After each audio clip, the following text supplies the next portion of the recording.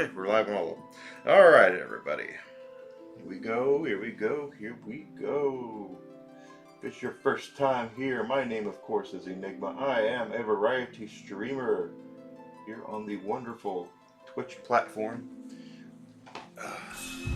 Sorry I'm a little late. Usually I'm here a little earlier than this, but as it currently stands, I had some technical problems with my restream, so looks like I fixed that.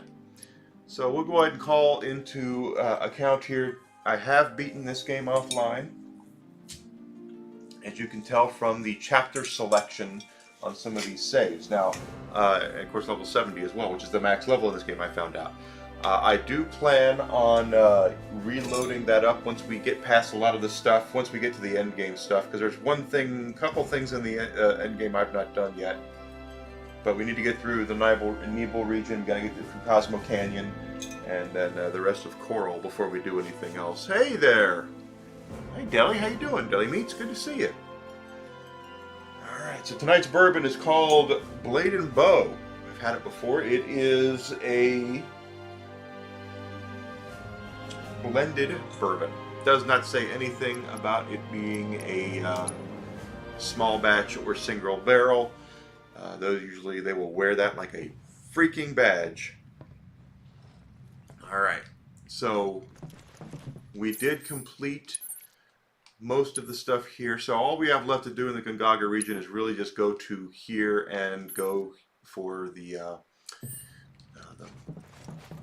bloody airstrip, right? So let's fast travel over here. Not there. Let's fast travel here, and then we'll go to the airstrip. So we're playing Final Fantasy VII Rebirth. One thing I have been really enjoying about doing these streams with this game is pointing out the differences between the original game that I grew up playing. You know, I was a young adult when it came out, and this one, because there are differences in the story. Obviously, there's differences in the gameplay and things like that. I'm about as old school gets for Final Fantasy fans. I grew up playing the first one when it was brand freaking new, so I do love Final Fantasy. Well, looks like we found the airstrip. Or what's left of it. Yeah, it's definitely seen better days. You can say that again. That's right. It's more crater than runway. Are you kidding me? So we came here for nothing? Maybe not. Hey, Jack Harrison, how you See doing? Doing all right, man. How are you doing tonight? Thanks for coming in. Worth a wee look. Oh, with the wee look. Before we call the airplane, there actually is a. I thought there was a weapon here for Kate Sith. Grab that. Because it's easy to miss. There it is, right there. You'll miss it. Blink and you'll miss it. The resounding megaphone. Alright, so if you're a Final Fantasy aficionado, you know who's coming here.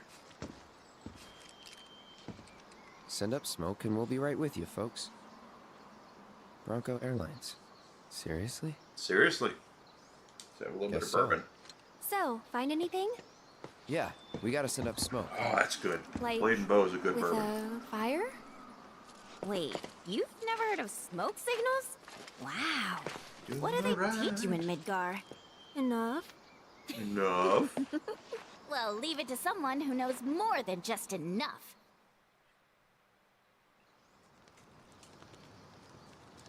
Alright. This is taking too long.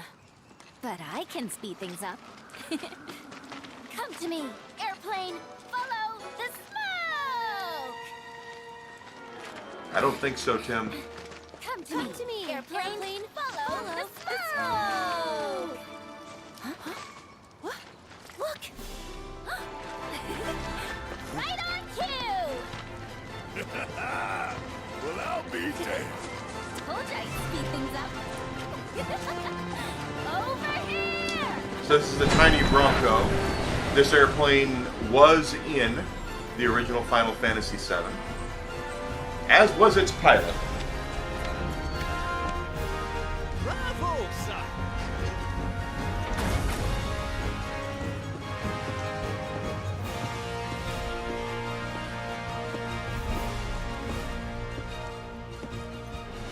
two, folks. Sid Highwind. Cosmo Canyon, please. You talk? The hell kind of magic trick is this? Now,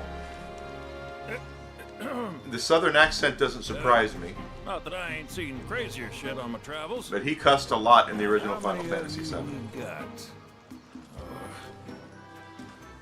Too many. But the old girl likes a challenge. With hazard pay, I'd say this is fair. And since I don't have much else going on, I'll be here scratching my ass till y'all pony up. Now, lucky for us, we just happen to have the money.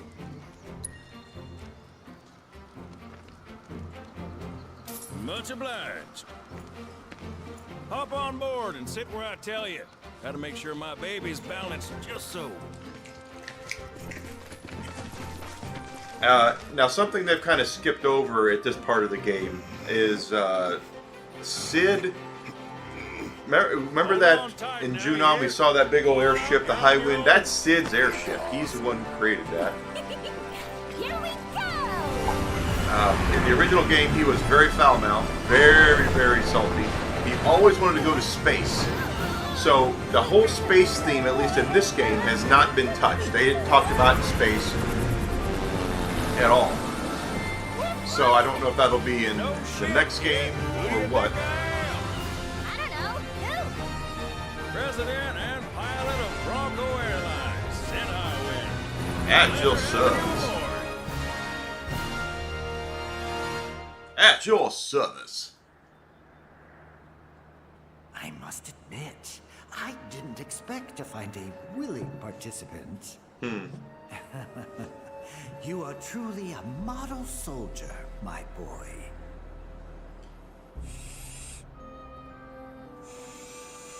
So to be honest here, Hojo is really one of the really creepy bad guys in Final Fantasy VII. There's several, but Hojo is probably top 3. If he's not, Since you're so committed, he could be the I want worst. to give you a special treatment. One that will surely make you into a hero.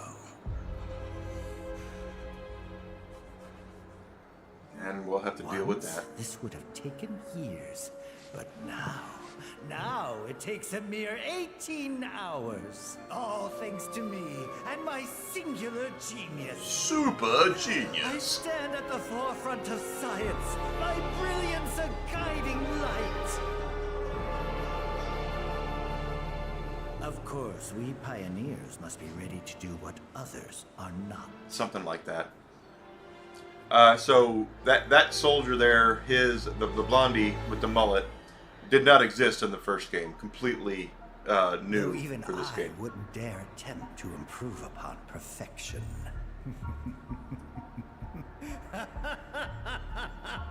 He's even got the evil villain laugh and everything.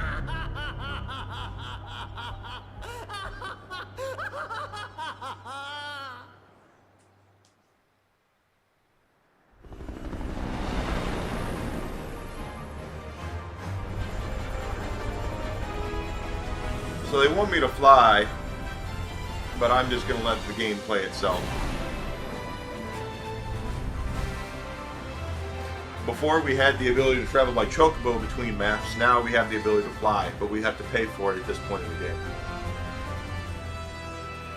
It's $300 per trip, so it's not like it's that expensive. But, so they're just going to have me, I don't want, no, Yuffie, she's having problems. Thought maybe planes would be okay. But what? Cosmo Canyon is the home of Red 13,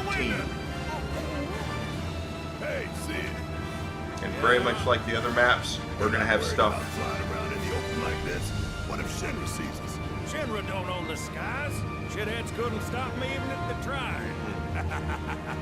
I think you and me are gonna get along just fine. We're getting This is pretty very close pretty. now. Yep, bringing her down. Very pretty.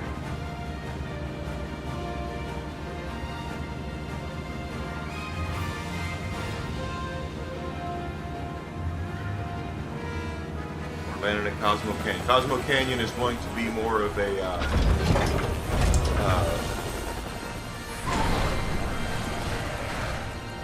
another one of the layered areas, but it's not as bad as the jungle because there's no foliage there hardly at all. So you'll be able to tell where you're supposed to go to reach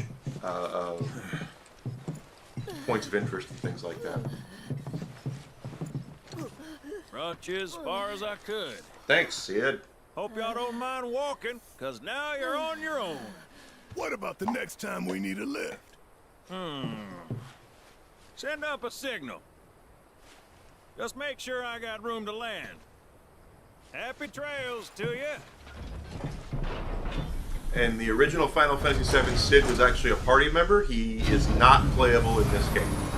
So, sorry. But he used spears. He used spears to do his stuff. The Veil's this way.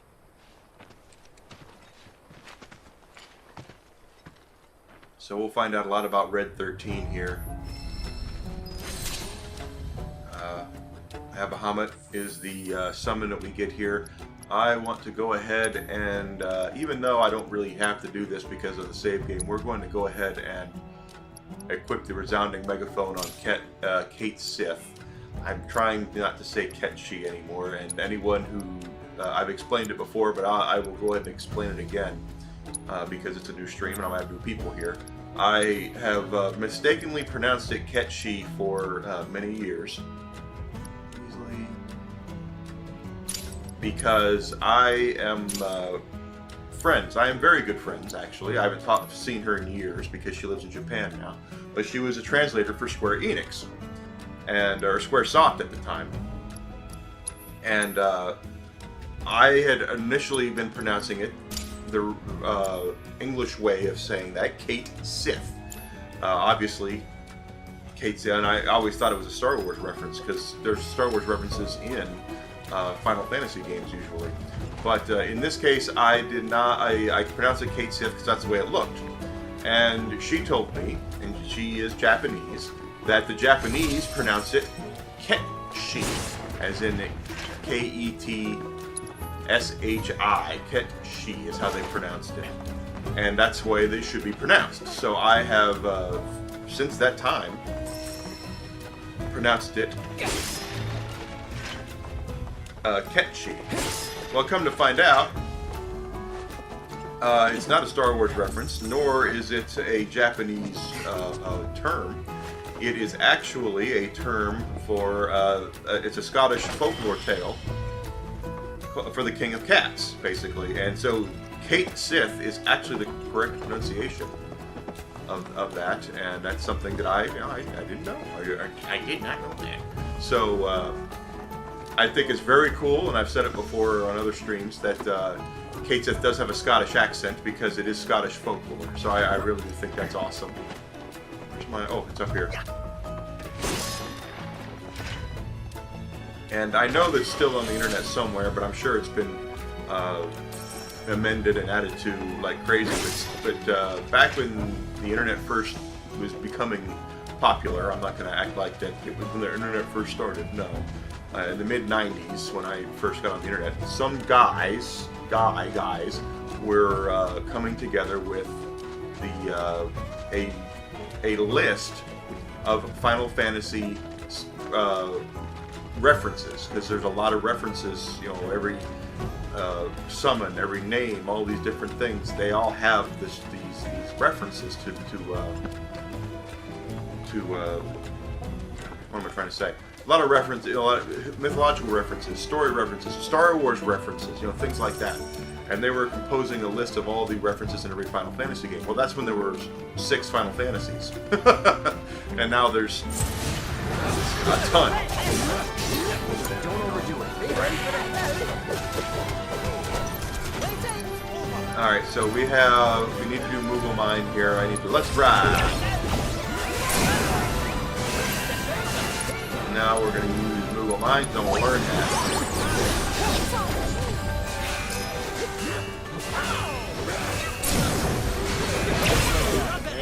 Yep. We're going to try to learn that Moogle Mine technique so we can move move on. This is a very desert-like and dry area. Take the lead. The jungle I didn't like very much because with the foliage you couldn't see where you had to go. It's much more open here, so this is not as bad.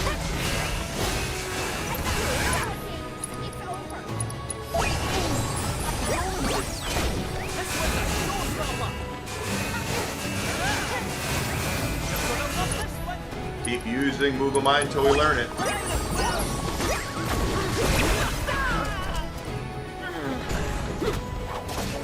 Of course, one of the other references that we know about, one of the other things that happens in Final Fantasy VII is Kate Sith's identity. We didn't find out much later until the original game who he was, who he is, and who he works for.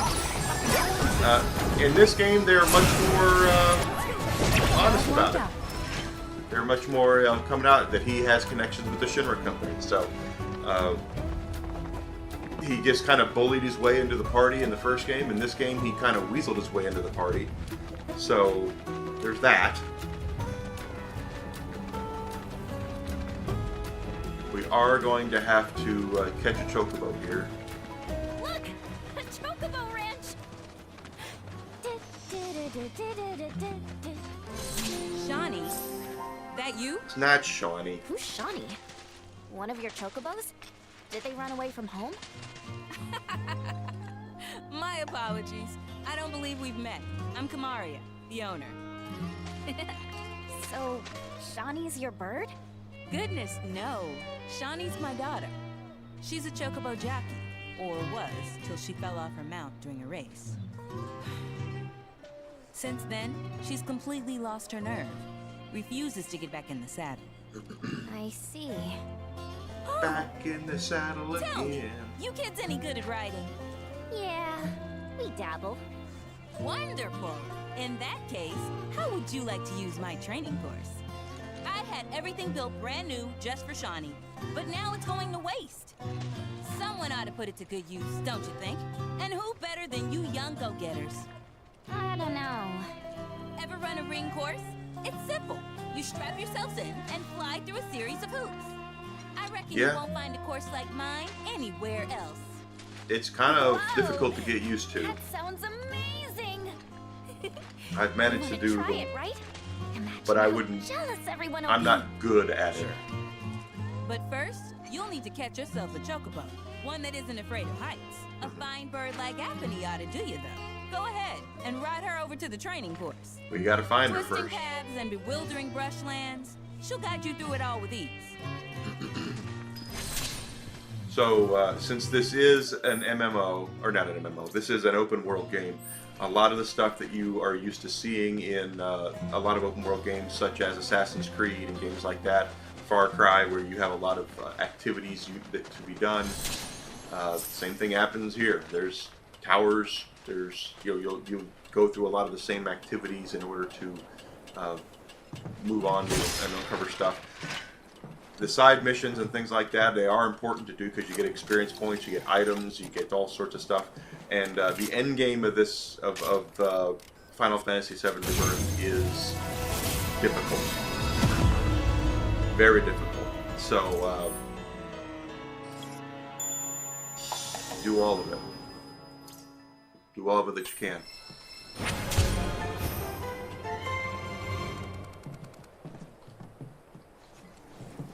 Pardon me.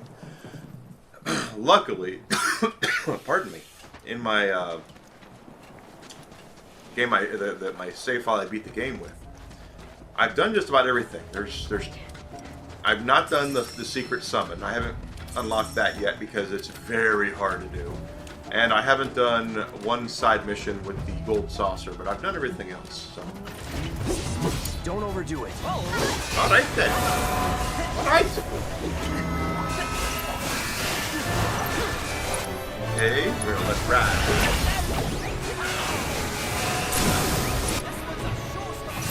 A showstopper.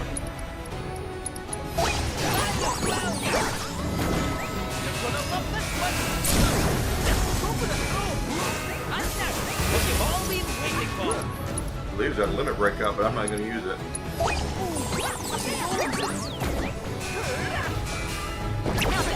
There you go. But not my best. Doesn't matter. I'm not trying to do your best. Okay. Where are we? All right, we're heading this way. I don't want to go to Cosmo Canyon yet because that's when storyline stuff kicks off.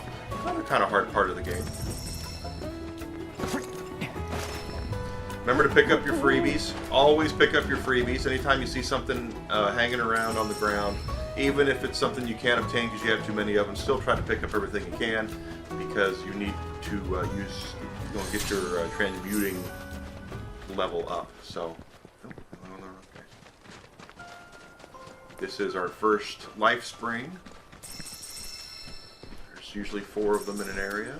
4 to 6, I think. 6. The easiest of them to do, quite frankly, is just a timed button press. That's all it is.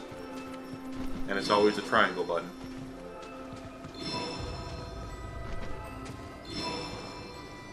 That's where you get new transmuter chips by doing this, and also your rare monster. Every map has a rare monster. There's 6 life springs. I don't know why I said 4. Chadley will probably pop in here in a second, right?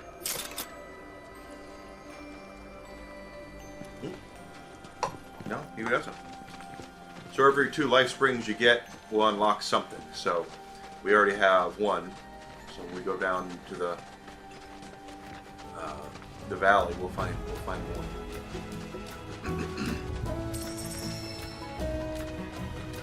All right, so we're going to solid snake this. Well, sound just like him, don't I?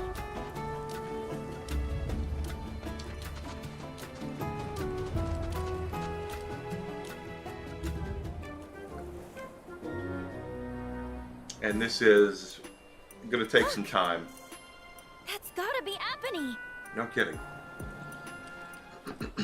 Use the cart to block the chocobo's view. So that chocobo is now looking at us, so I need to turn this way. But if they get spooked, they will run away and I have to start over. Right? At least to a part, to a point. Gotta let that one go.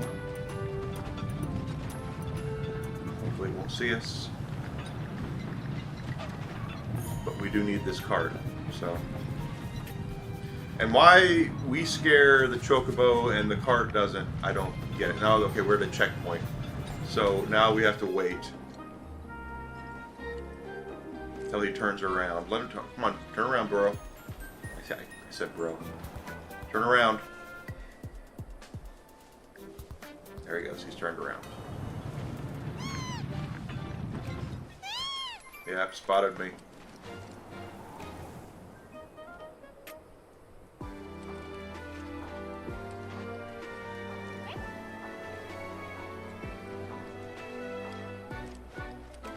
Oh, that's right.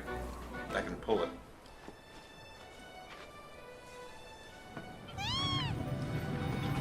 He doesn't see me. Good, good.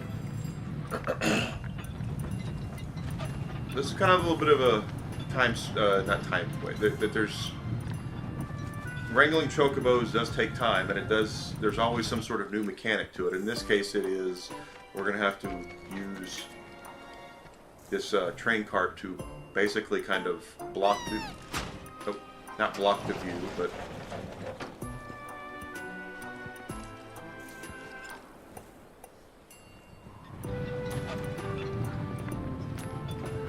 okay, good. Turn around. Yep.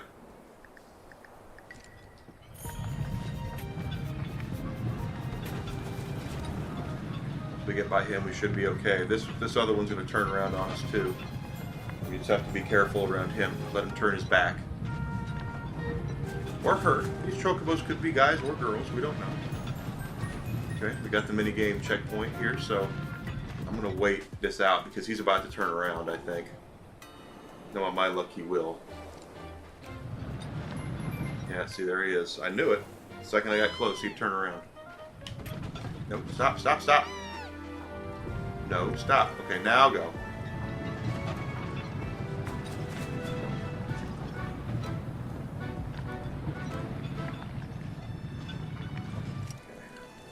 push that to its breaking point. Hopefully. I'm going to pull now, because he's going to turn around and see us if we don't.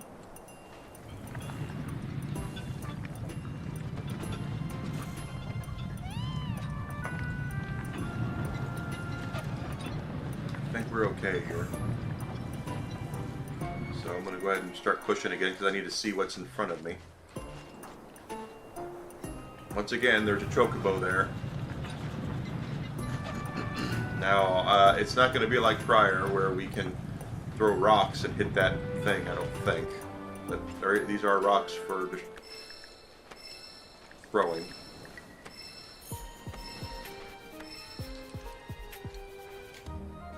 I don't think we can actually...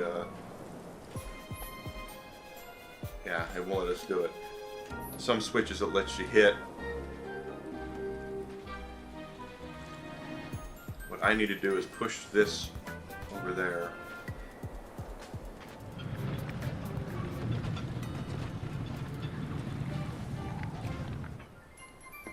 Actually, I don't.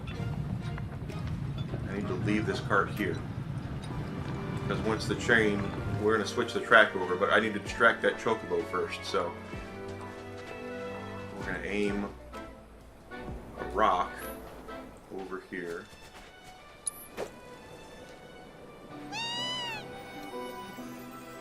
Alright. And now he's distracted by the rock. We're going to pull this, and that's going to switch the track over. So we've gotten that.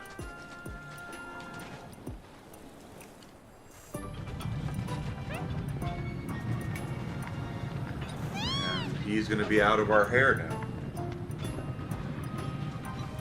Yeah, there he goes. Turns around.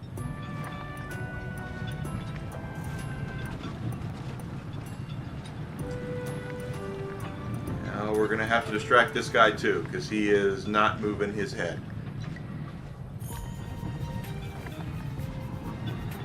So I want to make sure I get the cart right here. And Apani's looking right at us too. So we have to make sure that we get to a part where we can... What chocobo has spotted us? Oh, Apani spotted us. Crap. Turn around, Apani. There we go. Yeah, see? You're fine. Everything's fine.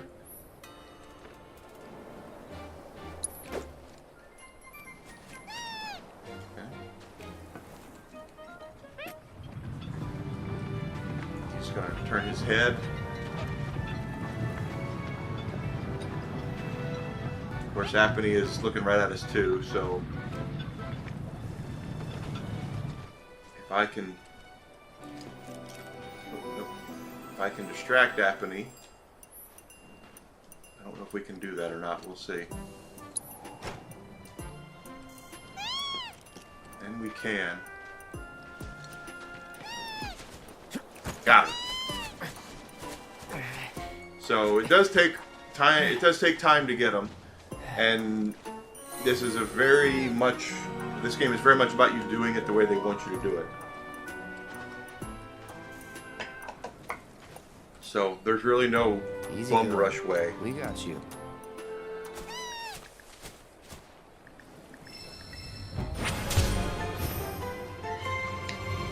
So she flies.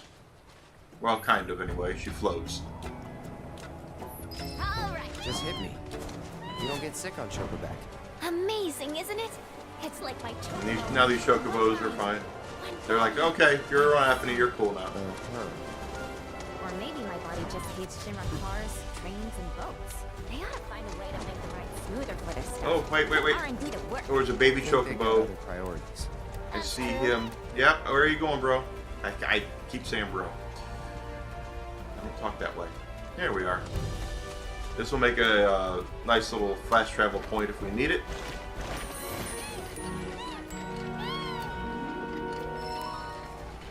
The golden plume. Alright. So the first training area is going to be over here. Well, just keep hitting cacti, if you will. Oh, hi. Ah, I don't know. There we go.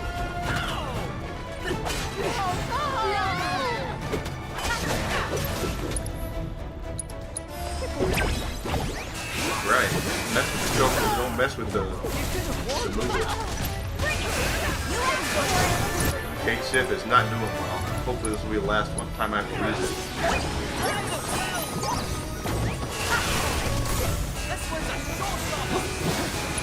Cloud, why don't you heal? Because we all know you can heal. Can't use move on mine? Oh, because I lost the move on.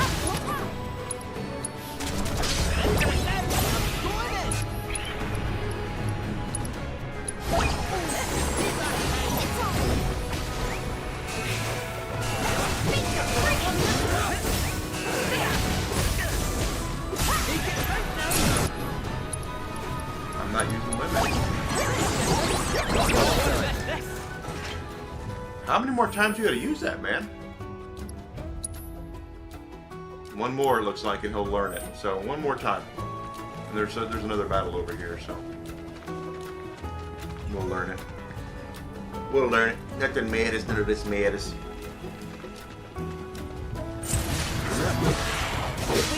Keep it together. So, as I said, Cosmo Canyon is in Final Fantasy VII, the original, the home of Red 13. There we go, mastered. Now I can get him out of the party. Go get him. Muscle Mommy Tifa always gets it going on there. Alright, so we're going to go ahead and swap out Kate Sith, and we're going to end up putting in Yuffie because Yuffie is going to get a weapon here before too much longer that we're going to have to train her on. I usually use Barrett, and the reason why is because Barrett is a very good sit back and survey character. You can send in Tifa, you can send in Cloud, and they will melee, but you can keep on to Barrett, hang back, and be a support and attack. Albany, you always seem to find me, no matter where I go. Aha! Let me guess. You're Shawnee? You were talking with your mom earlier. She said you weren't using the training facility she built. Figured if you're not up for it, then we could give Albany her exercise. No, don't. Don't know. We'll bring her back. Alright, it's settled. And Chocobo Whisperer Yuffie gets first dibs! First dibs. Alright. So, in this case, it's going to be Yuffie is going to do it. Now, the controls, it might take me once or twice to remember the controls. If you see here, if we get rank 3 on this, we get a Crescent Sickle. And that is what we want, because that is a weapon for Yuffie. So we might have to do this a couple times to get it, but this is the easiest course, and I have done it. So, just controlling Chocobos can be a little difficult if you're not used to it. Remember, they don't fly, they float. So, but they also can do the Batman. So if you remember how you can control Batman and do a dive bomb and come back up to the air, yes, you can do that. There you go.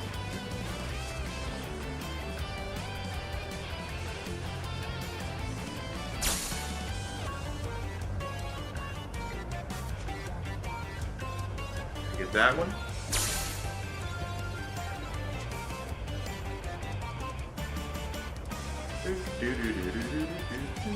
Got that one. Oh no, don't. Okay, I turned off that function. Motion control function I do not like. Next, we're gonna have to hit the air. All right, so now we're gonna have to kind of we're gonna have to do a part where we dive. And to dive, you hold back.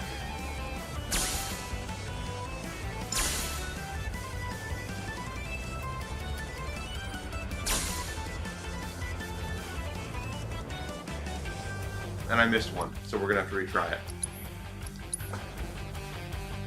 I dove too far. A bridge too far. That's what I did. A bridge too far. Girl! I really want that weapon. And so don't be shocked if you have to do this a couple of times. It took me to start, it took me a good 10 times or so to actually get the weapon, because you're getting used to the controls of the Chocobo and where the game wants you to go as far as getting those airlifts up.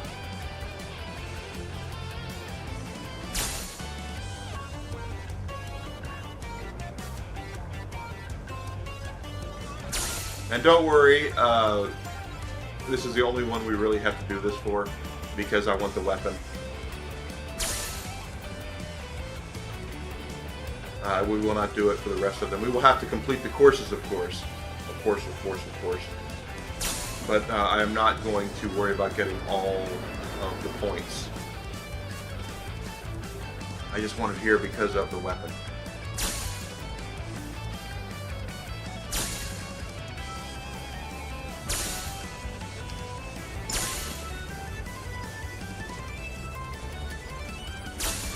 Go. I think we're okay.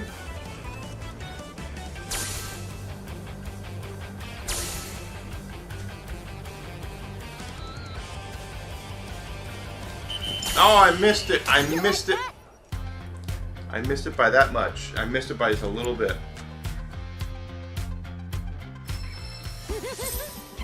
You know, if I were racing at the Gold Saucer, I'd bet on me. Don't let it go to your head. I could do what you just did in my sleep. Yeah, I bet you could. Before you start talking big, you gotta at least finish the other regiments first. Boy, she just a Gonna polite move the goalpost, huh? person. Fine. I'll take whatever you throw at me. We're gonna do this one again. I want that weapon. And I missed it by one. I missed it by one ring.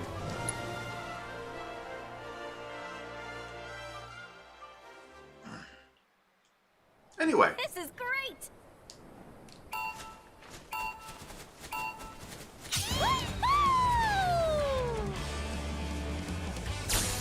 The Chocobos thing is interesting because they were and they weren't important in the original game. You had to have one to get through one part of the game for certain. If you really were hunting and trying to get all of the summons and everything, you had to do Chocobo breeding, which was a Pokemon-esque style of capturing Chocobos in certain parts of the world, breeding them together, leveling them, getting them high, doing stuff so you could get them to fly, walk on water, things like that. And to get the best summon in the game, Knights of the Round, you actually had to breed like the highest Chocobo. So you didn't have to do it to complete the game, but you had to do it if you wanted to get everything. So go figure on that one.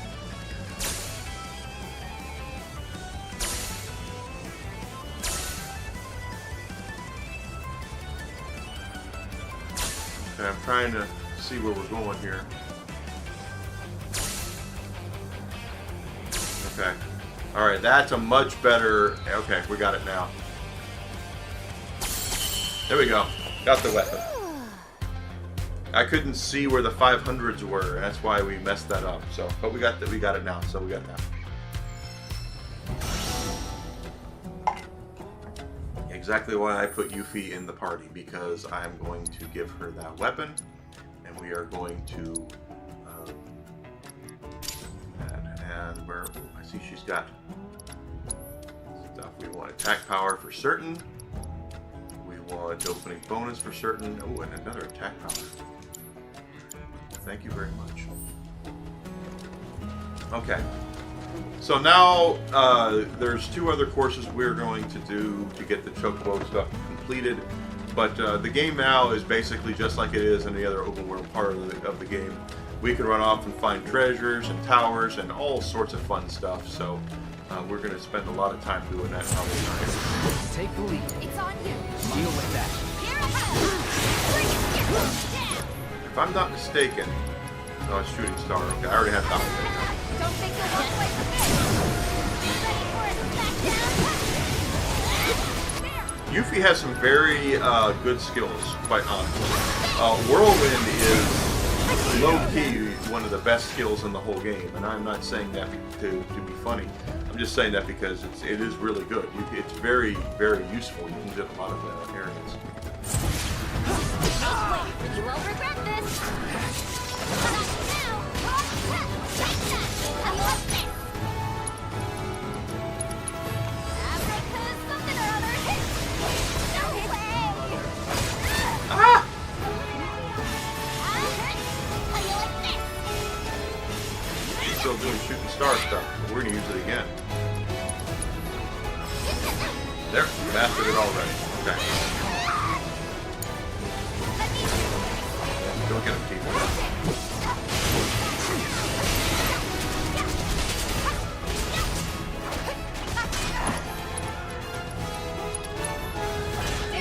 Oh gosh. Okay, well if that's what we're gonna do. Oh, she's gonna do it.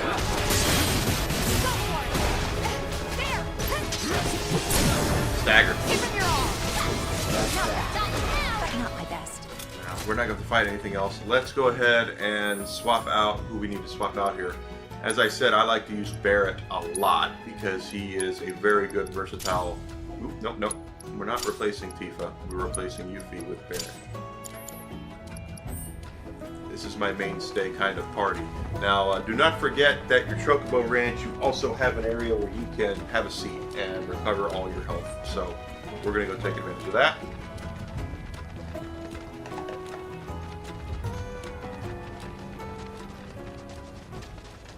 It's easy to miss, too. It's right up here. Next where Chadley is. Chadley. Always take advantage of buying the stuff that's on sale. Never can tell you're going to need it. And we're going to have a seat. Recover all of our health. All health and MP recovered. That's alright. We get all the health back we needed to do the stuff we were going to do. Alright, next item up for bids is over here. That's where our next trading course is.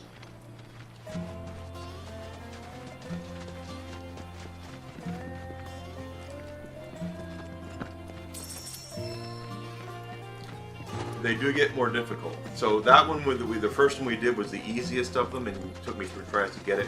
We are not going to go for a perfect score every time. At least, not on this save anyway. I might do it for fun on my complete save game, but that I've already beaten the game with. But I'm not really worried about it here. I think yeah, we have to go down there.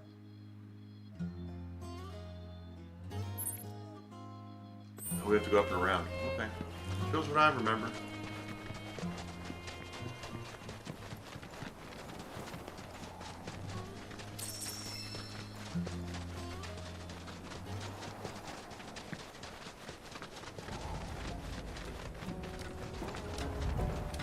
So here's what I mean about Barrett, okay?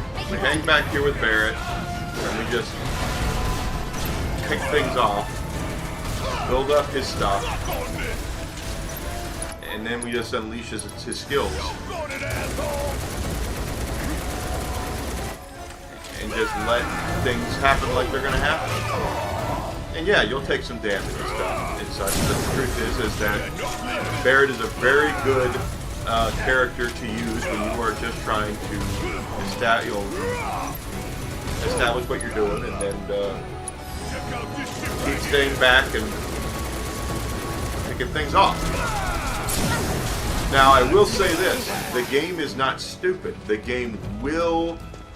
enemies in the game will target you, whichever character you're using. So it doesn't matter if you're Barrett, Cloud, Tifa, the Invisible Man. It does not matter. They will seek you out because they know, the game knows you're the one who's controlling and doing most of the damage.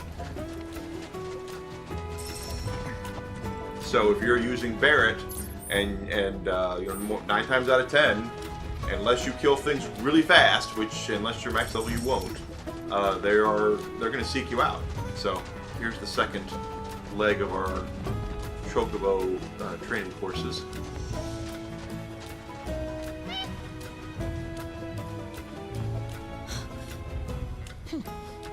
Hey, Shawnee. Just so you know, if you really want to ride after me, It's cool with me. I'm done with writing. Oh.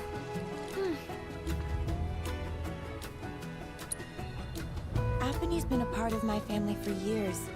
Ever since I was little. We rode together so much, we could tell what each other was thinking. And we never had a crash.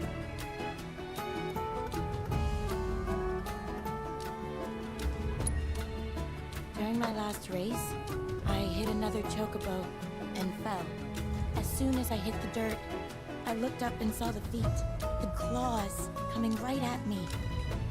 Every time I close my eyes, I see them again. I'd like to be alone, okay? So that's how it's gonna be. Fine.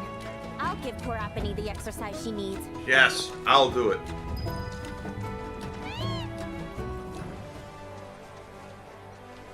This one's going to be a little more difficult. And again, we might have to do them more than once here. But as you can see, it's a Moogle medal for rank 1, which is nice. The Cosmide or Chromide or the Cosmide, I'm not really worried about. So we don't have to worry about getting all this stuff our first time through. I just want to make sure we get to the rank 3 and actually complete the course. That's what matters. So...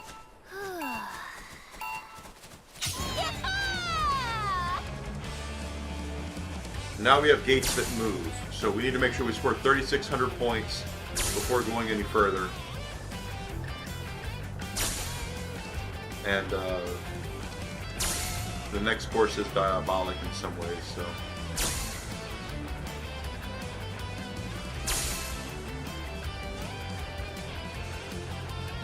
We're doing alright here.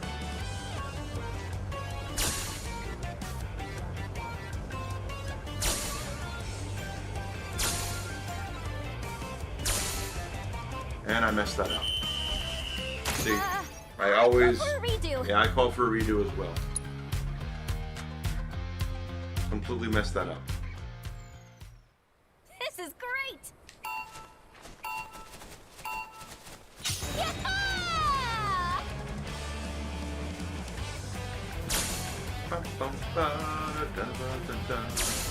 Now, if we score 3,600 points and we don't complete the course, I believe we still complete the course, so... We have to make sure we get to 3,600 points, that's all.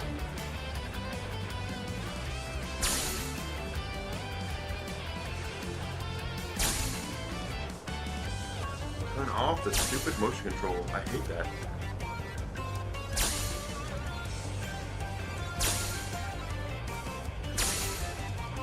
Why does it do that? I need to skip that. I just need to skip that and just keep going. I just need 3,600 points instead of trying to get everything. Because I don't have to get everything. This is great!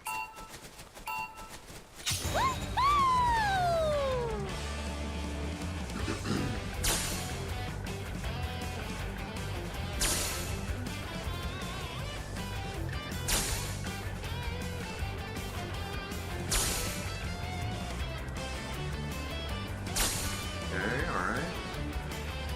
Go at the move, yep.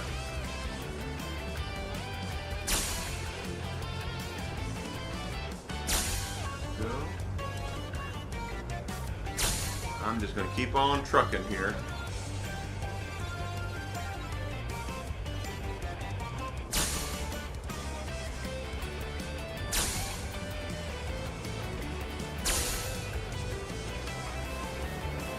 And we're about to get up. Okay. Now these are going to move up and down and side to side and everything. We just got to make sure we still fly through them as much as we can.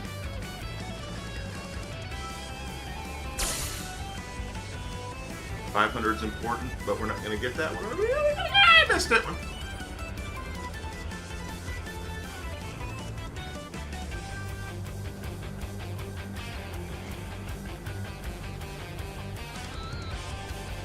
Got that one.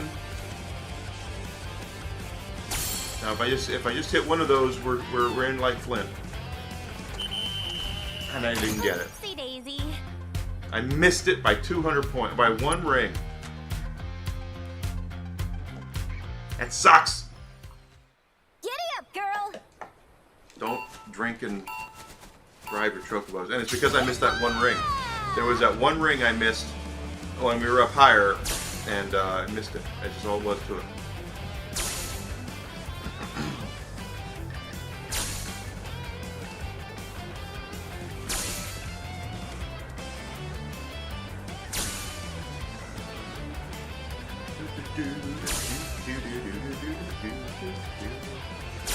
Okay, this one.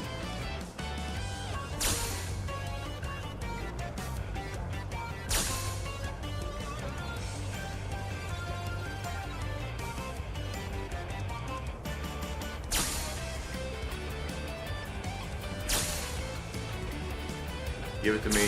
Suck it to me, baby. Suck it to me. Okay. Here's the thing that lift this up.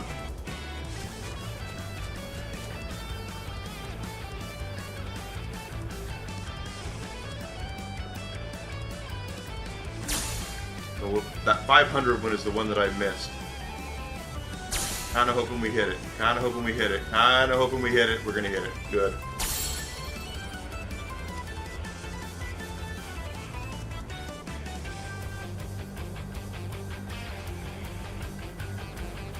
If we hit these two, we're good. Oh, and I missed one. I missed it. Oh, I missed both of them. Okay, I gotta hit these. Good God. Yeah, just barely. I'll take it. Not bad, not bad. I mean, we could have done way better, but that'll do. Yeah, well. You can't just force a chocobo to do what you want. Yeah, I guess you You can. should have established a bond with Apony before heading It's called a out. video game. You've got to be on the same page when you're running a course. Be completely in sync. You don't say. You don't Why say. don't you, a real jockey, show us how it's done? Side, good. I can't believe you people. I'm going home. Oh, is that what we're doing? She's going home. That certainly backfired. Yeah. No need to rub it in. All right. Come on, let's catch up with her. So, the next course is just right over here. We're just going to fast travel. Just because. And it's... Is it down there? No, it's up here.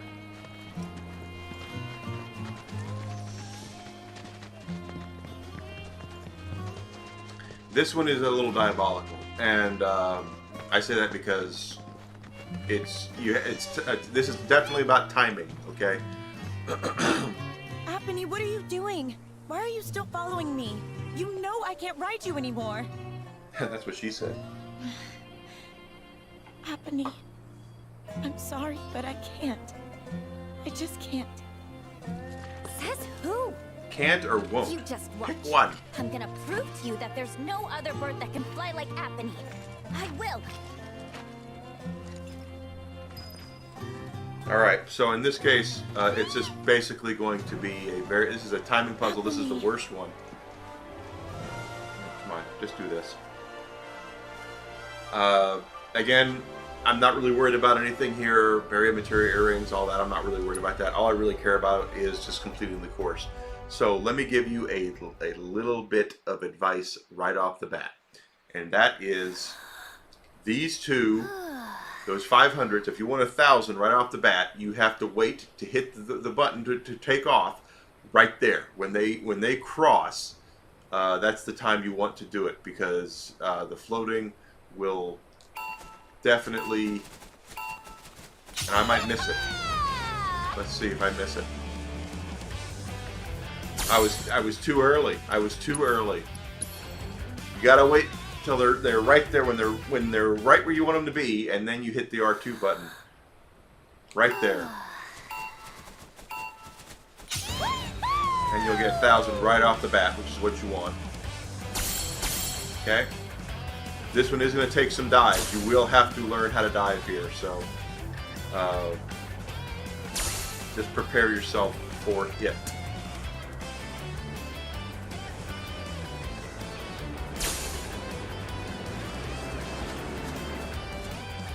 go. The target's 4,800. Once again, we don't have to really complete the course.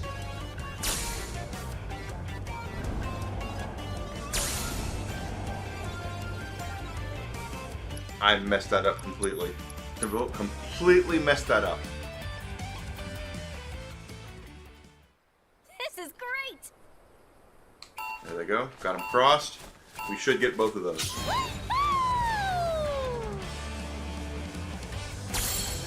There we go.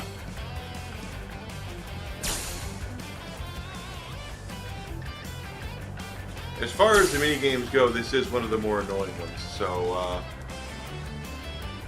don't hate yourself for not liking the mini games. One of the weaknesses of this game is, without a doubt, the multitude of mini games. There's a lot of mini games in Final Fantasy VII Rebirth here. Woo! 2,700. Okay, alright. I need to make those. If I can make those, I think we're going to be okay. Come on, make those, make those, make those, make those. We got okay.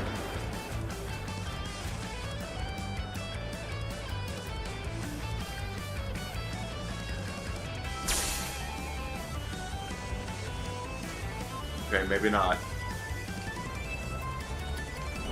Alright. Up. Hit it. Come on, we need to go up. We need to go up. Where is... Get up there. Okay, that's better.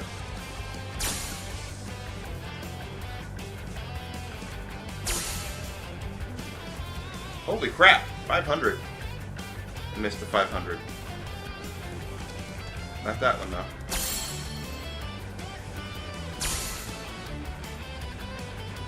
Alright, if we just can make it.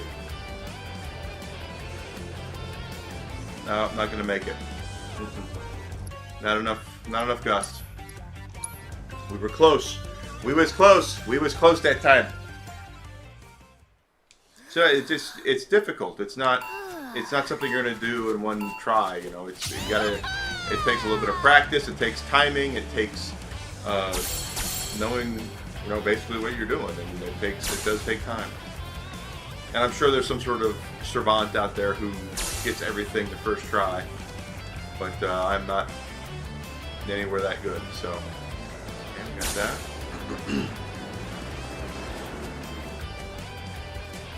I wish there was a way I could see under me, and that's where I kind of have an issue here. Is that I'm guessing. You know, I completely guessed there, and I didn't get what I wanted because I didn't know. You can't see under you. You can't look under and see, oh, I need to dive here. Girl.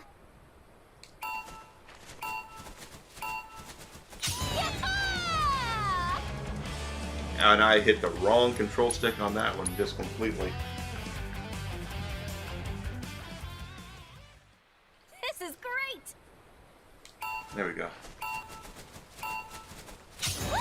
This is very much like the airplane controls too. If you hold back, you go up.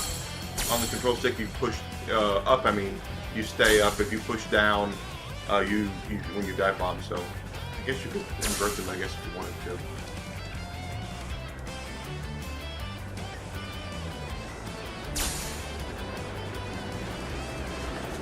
Okay, so there's that. I just wish I could control the camera better. Because it's a guess. This is all a guess.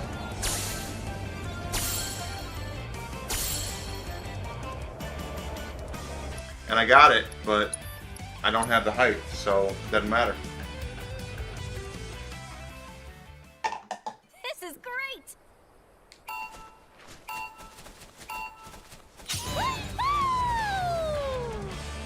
I might have done it too early. No, I did it too early. Just a hair too early. So I do not do it a hair too early, Enigma. You have to do it right now. That's when you do it right when there's right over see each other's right line there. See? That's how you do it. Yes. swear to God, every time I do this, it's wrong.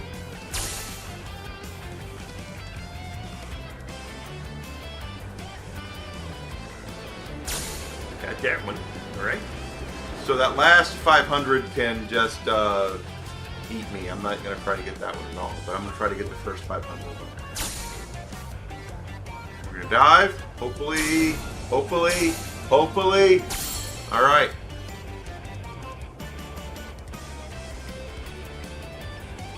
I still lost it. Wow. I thought I had the way to do that. I guess not. Giddy up, girl! That kind of sucks.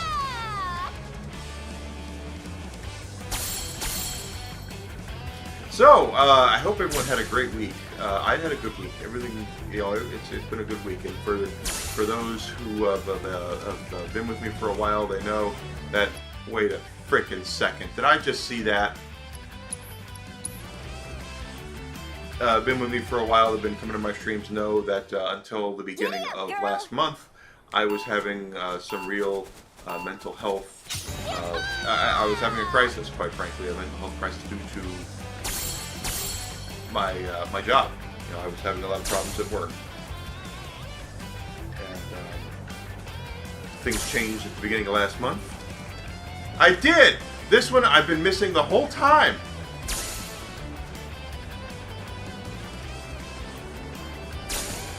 All right, we might get there this time, and not have to worry about the 500s down there. But I've had issues with work, with mental health at work, and you know, last month things changed. Things got a lot better for me, and all I can really say is that thank God. You know, it's just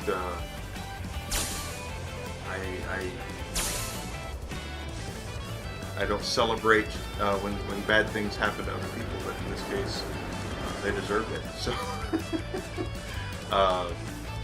much happier, doing a much better job. That's the thing overall, is that I'm doing a much better job at work than I was because of. Where's my? I need a lift. Where's my lift? Where's my lift? You guys got to give me a lift, okay? But I was dealing with a crisis, and it had happened since June of last year, and I was going through.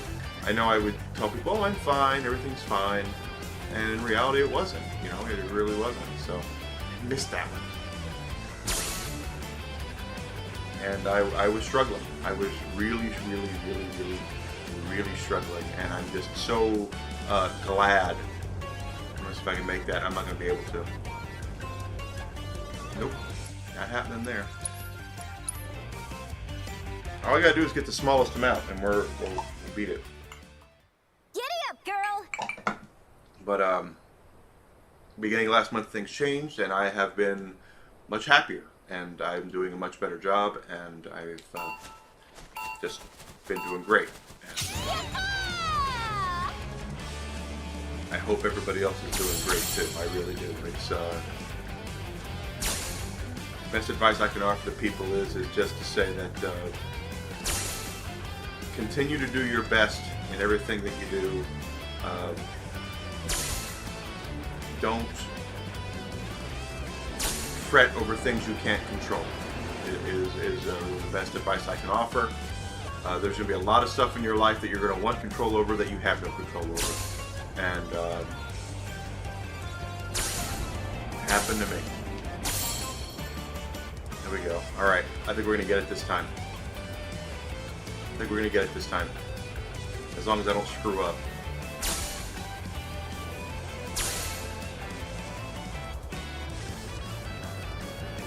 But, you know, just do your best. Keep your head up. Keep your chin up. Do what you got to do. There's no such thing as perfect. Your life is not going to be perfect, guys. It's just fact of the matter. And you're going to go through some tough times. And unfortunately, you're going to have to deal with things that not necessarily your fault, you know. And it sucks. It absolutely sucks because we all have to deal with stuff that's not necessarily our fault, but it doesn't make it any better. We are going to get it this time.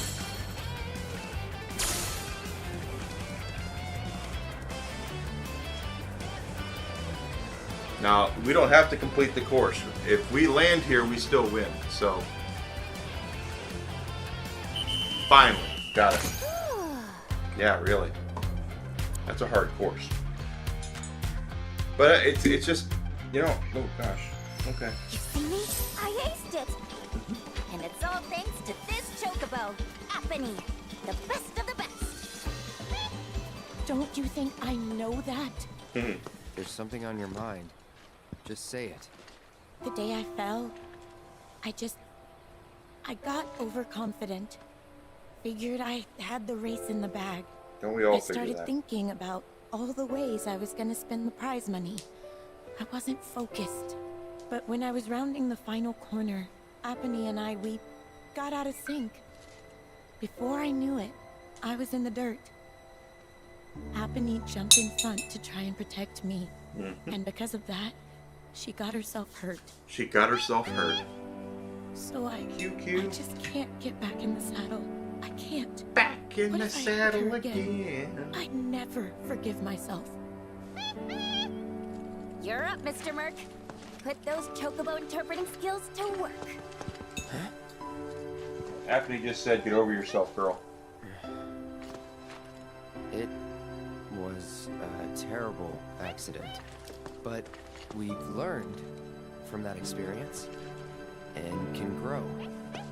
As Chocobo and Rider, and strive to not repeat past mistakes. Once we've healed Shawnee, let's race together again. You got that? Apony. Apony likes you. Apony's a good bird.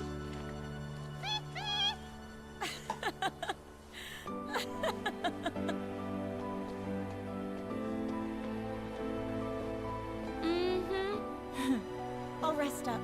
Do whatever it takes to get back in racing shape. Until then, mind looking after her for me? You serious? Well, yeah. She still needs exercise, and I won't be able to take her out for a while. I'd feel better knowing she's in the hands of a rider I can trust.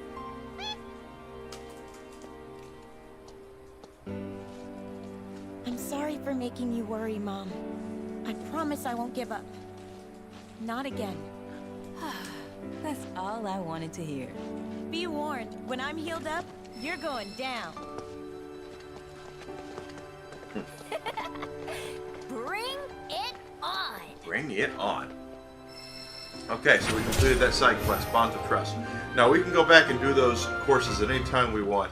I'm going to go ahead and say no at this point, especially not now. Those courses are hard. And I've not gotten number 3 rank on any of them, so. What we are going to do though is we're going to explore. Because there's a tower right there, and we're going to go do that. And look at all this land there is to explore. So we got stuff to do, baby. The proto-relics are kind of a pain in the butt in this area. It's another one of those oddball, really oddball mini games. So if I really had one, as I said, one real complaint about this game is that there's way too many mini games.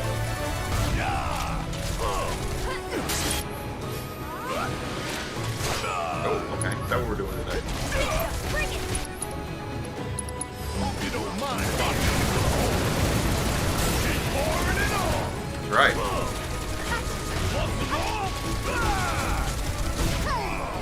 Okay, keep hitting me, I guess. Hey now.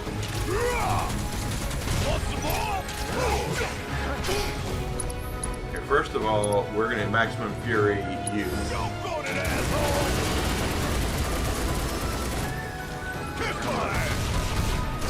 Do that to you because I just don't like you.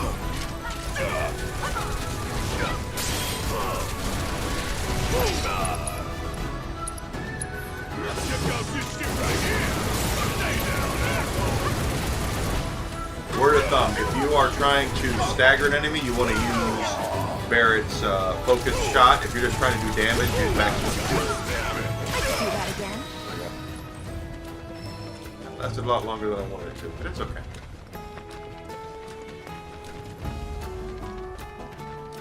I just realized something. I can call a chocobo and float down to where I want to go.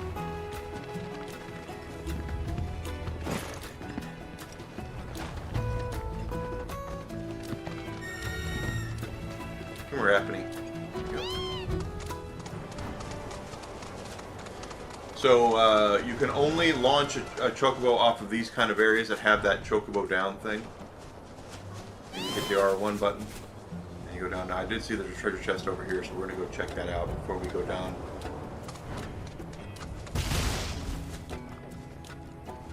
I said there was a treasure chest here. I don't see it now.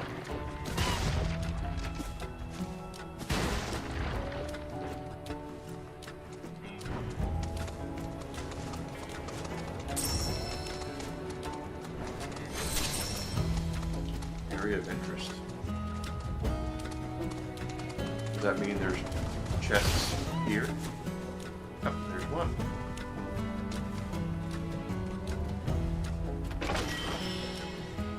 There's one chest right there. One! One! What the devil? What was that? Okay.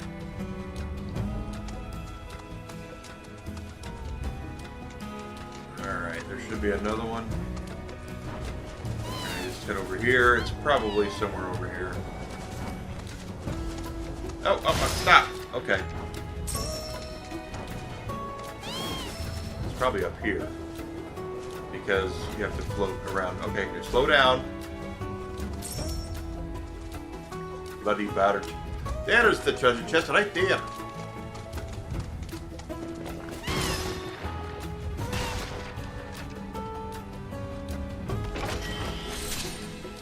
Got that. Okay. So on areas like this, we can actually hop down. We just can do that. I don't think we can hop up though, so. And we can't launch off of these either. So now that we've done that, we're just going to go ahead and fast travel over here, and we're going to float down to the floor of the... Oh, I can't do it from here. But I can do it from over there. Yeah, okay. Whatever. I guess you can't ride the chocobo in the chocobo ranch because that would make too much sense. Get on her. Say, good lord, speed demon. I realize I've been drinking, but so you can do this and you can float down. Now there is a, I think there's a rare hunt down over here. So we're gonna, yeah, I think that's it. The rare hunt is right down there. So it's an area. We're in dangerous territory now. Rare species. Stagger. Need to limit attack.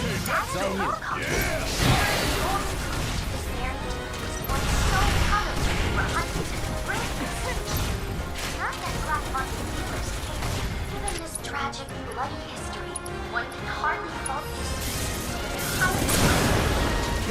Focus shot will stagger him. Both know I can suggest that further trauma, I'm afraid it's the only way that we might learn more about them. Holy crap, okay. They don't like Barrett now.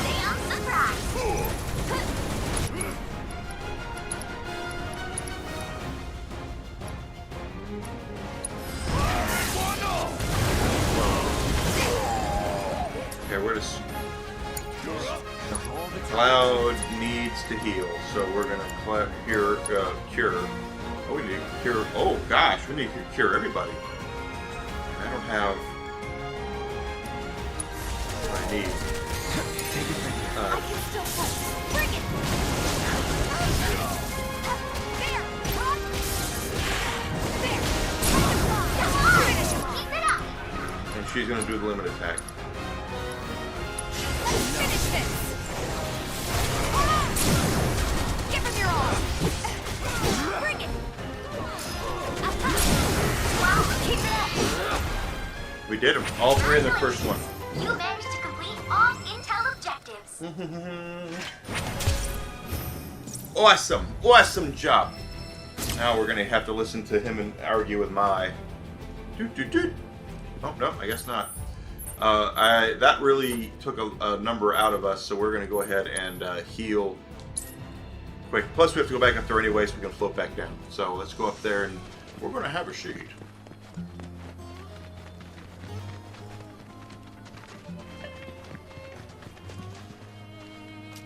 And for those wondering, because I know there are youngsters out there that are wondering, no, Chadley was not in the original Final Fantasy VII.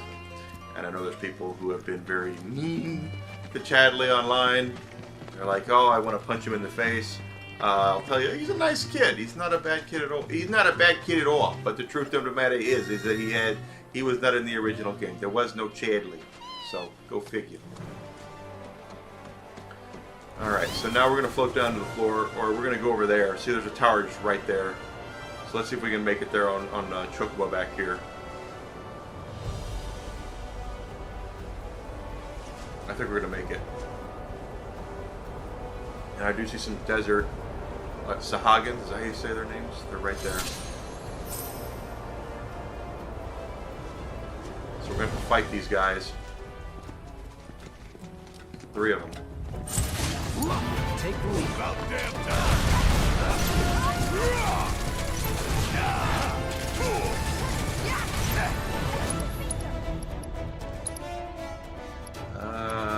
You. Oh, I didn't know that was going to happen. Are you going to jump? Yep. Dragoon jump there. What are you doing, Barrett? I don't have you locked on, that's the problem. They're jumping at Barrett like crazy.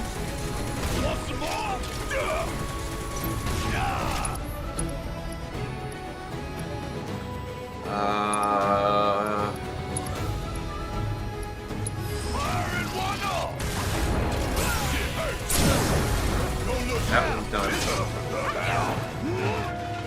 Bring it to him.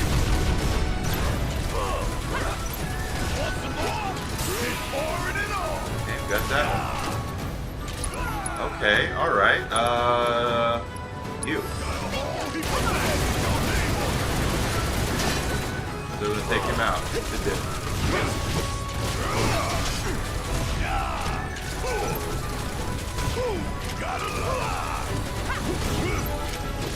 Way too much health left. We're gonna use focus shot and stagger. There we go.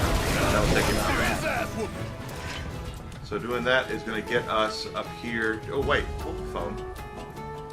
We're going to go up there, but this is where we just need to unlock the tower right here.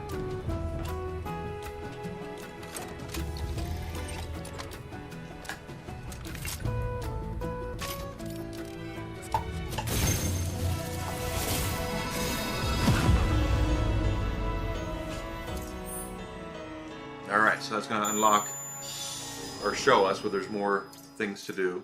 There's another spring, there's the Bahamut thing, there's another area where we can do fun stuff. I will say, no, the landworms aren't here. The landworms were in Portal, so never mind. I said the landworms are a pain in the rear, but that was in the last one. I'm climbing this tower because there's Moogle medals. And there is a mod stool here that we're going to have to capture Moogles, and as I have said on previous streams, I want all the Moogle medals I can get because I want to make sure I'm buying the books, the Secrets of books that the Mogs have. I have found out that Moogle medals are, I don't want to say the word ubiquitous because it's a word that's overused, but they're similar to Gil. They are not limited as to how many you can get, unlike something else. Okay, we don't need our Chocobo, so we're going to go ahead and just keep exploring down here.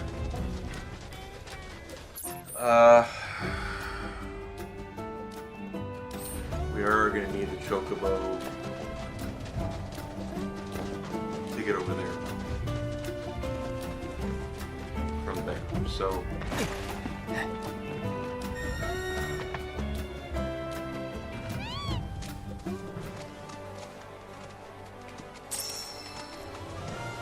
Up here. Chocobos! Chocobos, of course, are a Final Fantasy staple. They have been around for a very long time.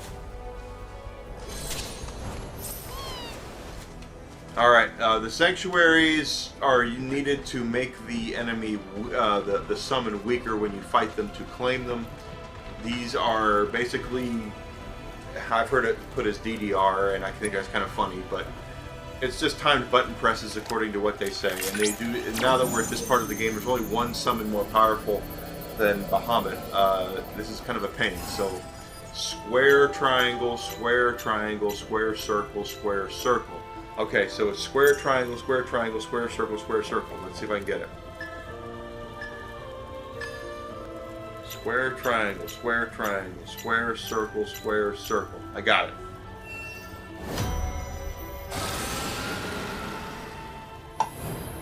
And that will weaken Bahamut for us to fight when we claim him as a summon. And I guess I should go ahead and say this. Analysis complete. I managed to extract the necessary data from the crystal. This should allow me to strengthen your materia.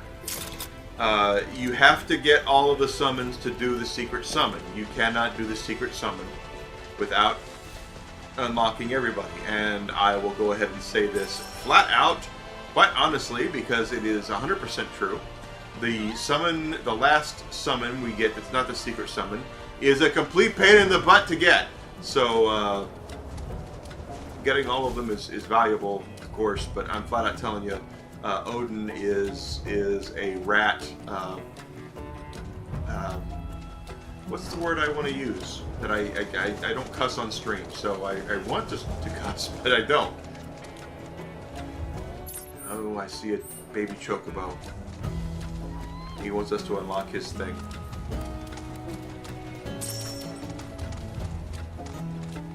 And we're gonna have to get off our chocobo.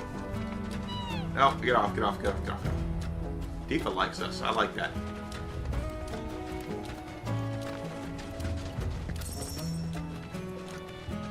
There it is. There we go. Got it.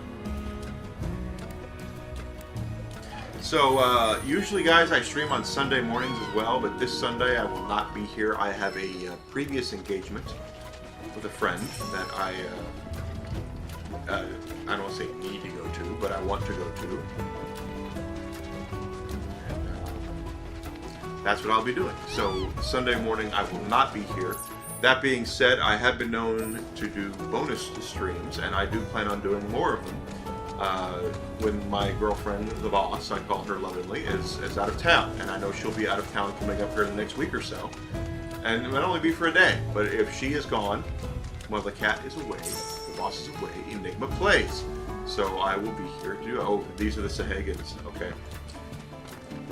And I think these are thunder-based? We're in monster territory now. Stagger, don't get petrified. Rare desert Sahagin Feel variant this will detected.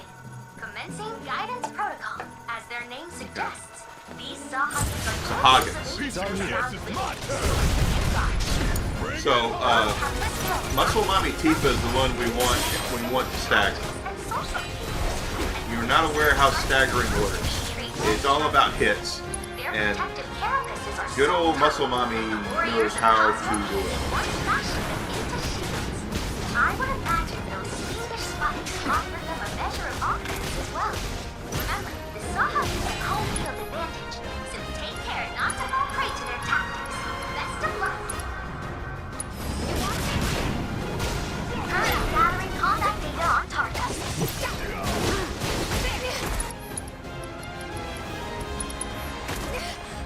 You're fine. She staggered. Oh, I didn't get the petrified. We'll have to do it again so we don't get petrified.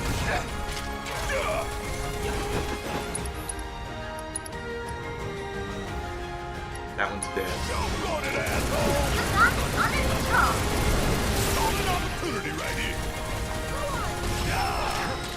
There's a level up. Oh, I thought I killed that one. Oh no! What do I do? Is Cloud? Cloud, what are you doing?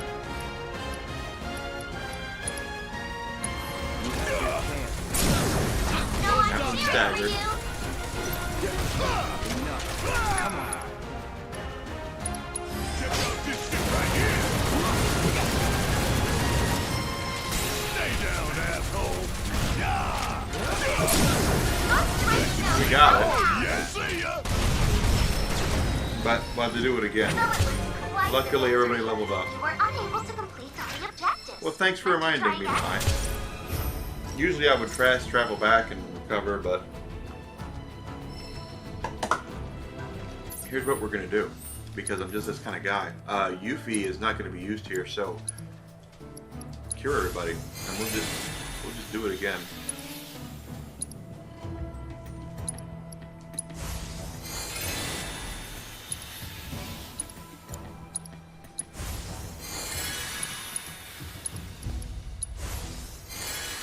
Go. Okay, so we're gonna retry it, and this time we just want to get petrified. So we'll just stay back with Barret and hopefully not get petrified this time.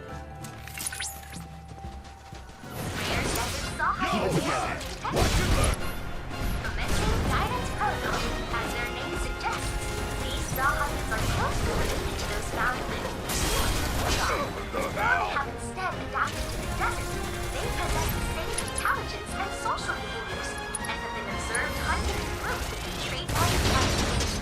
Their protective carapaces are so tough that the warriors of Cosmos once fashioned them into shields. I would imagine those English spikes offer them a measure of offense as well. Remember, the Sahagins have home field advantage. Take care not to fall prey to their tactics. Best of luck. Open it and beyond. Just know I'm cheering for you.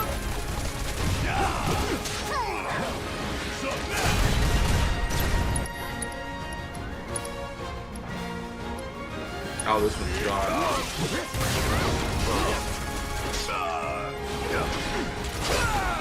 Ah! Okay, well that's stupid. We'll have to retry it. I didn't do that. I didn't have that problem my first time doing this.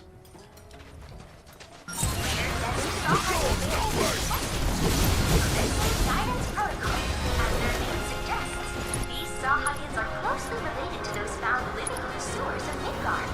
Though they have instead adapted to the desert, they possess the same intelligence and social behaviors. Observe hunting in groups, treat one type. Just use their weaknesses on them, I suppose.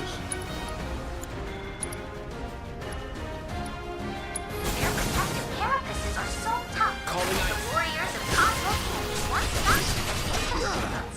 I would imagine those fiendish spikes offer them a measure of offense as well.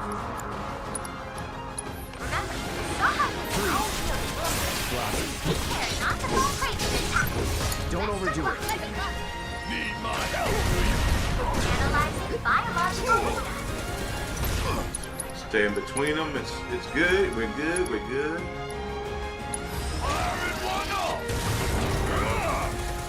Oh, well, I didn't get petrified, but Cloud is. I don't know if I get credit for this or not.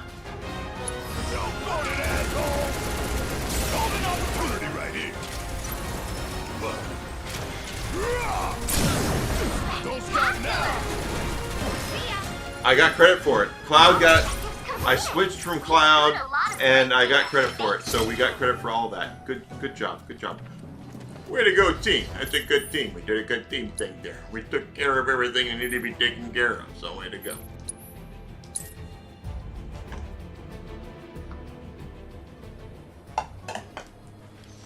Quick little save here because I did use magic. I did exhaust myself.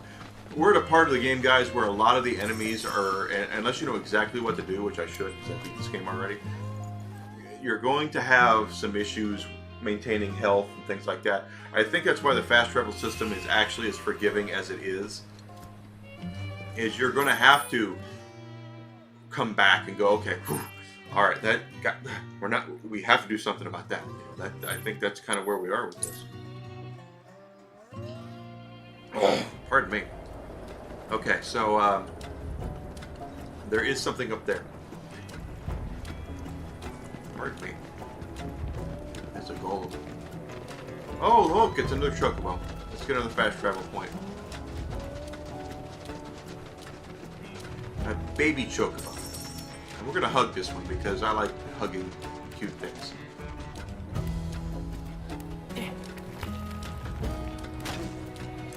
Barrett, you're in the way.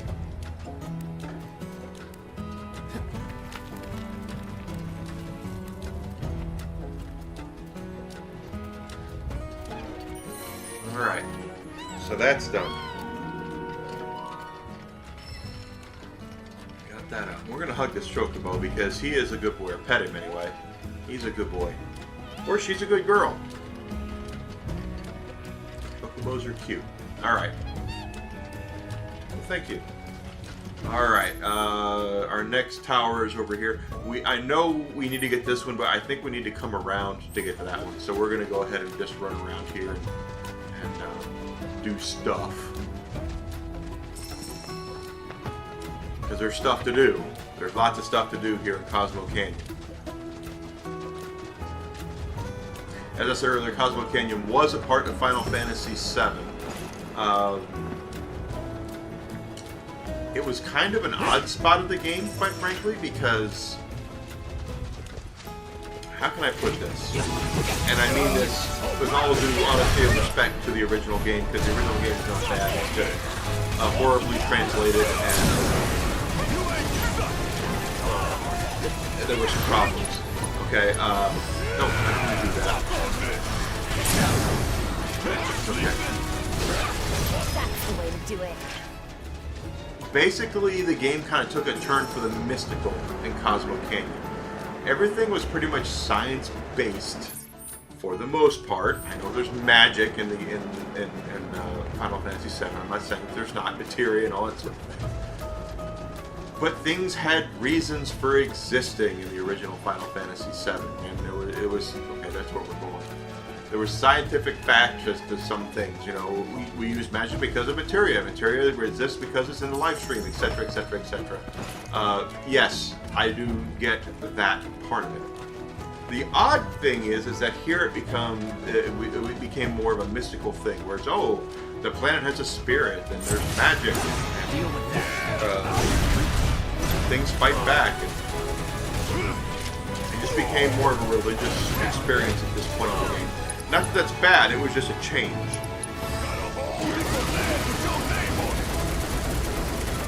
I don't want to make it sound like I'm insulting the original game, because I'm not.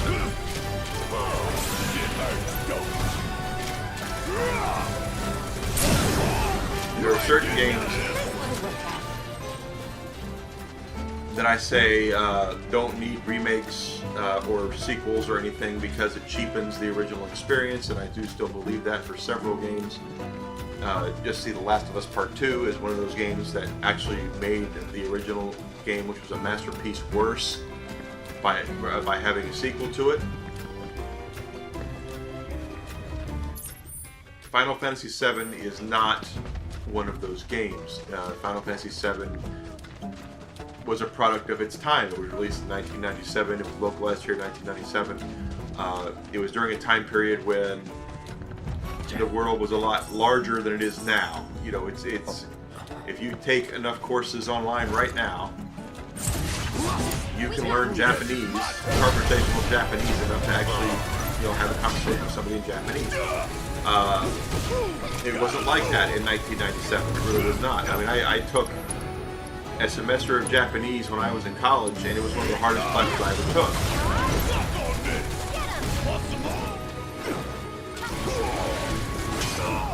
That all being said,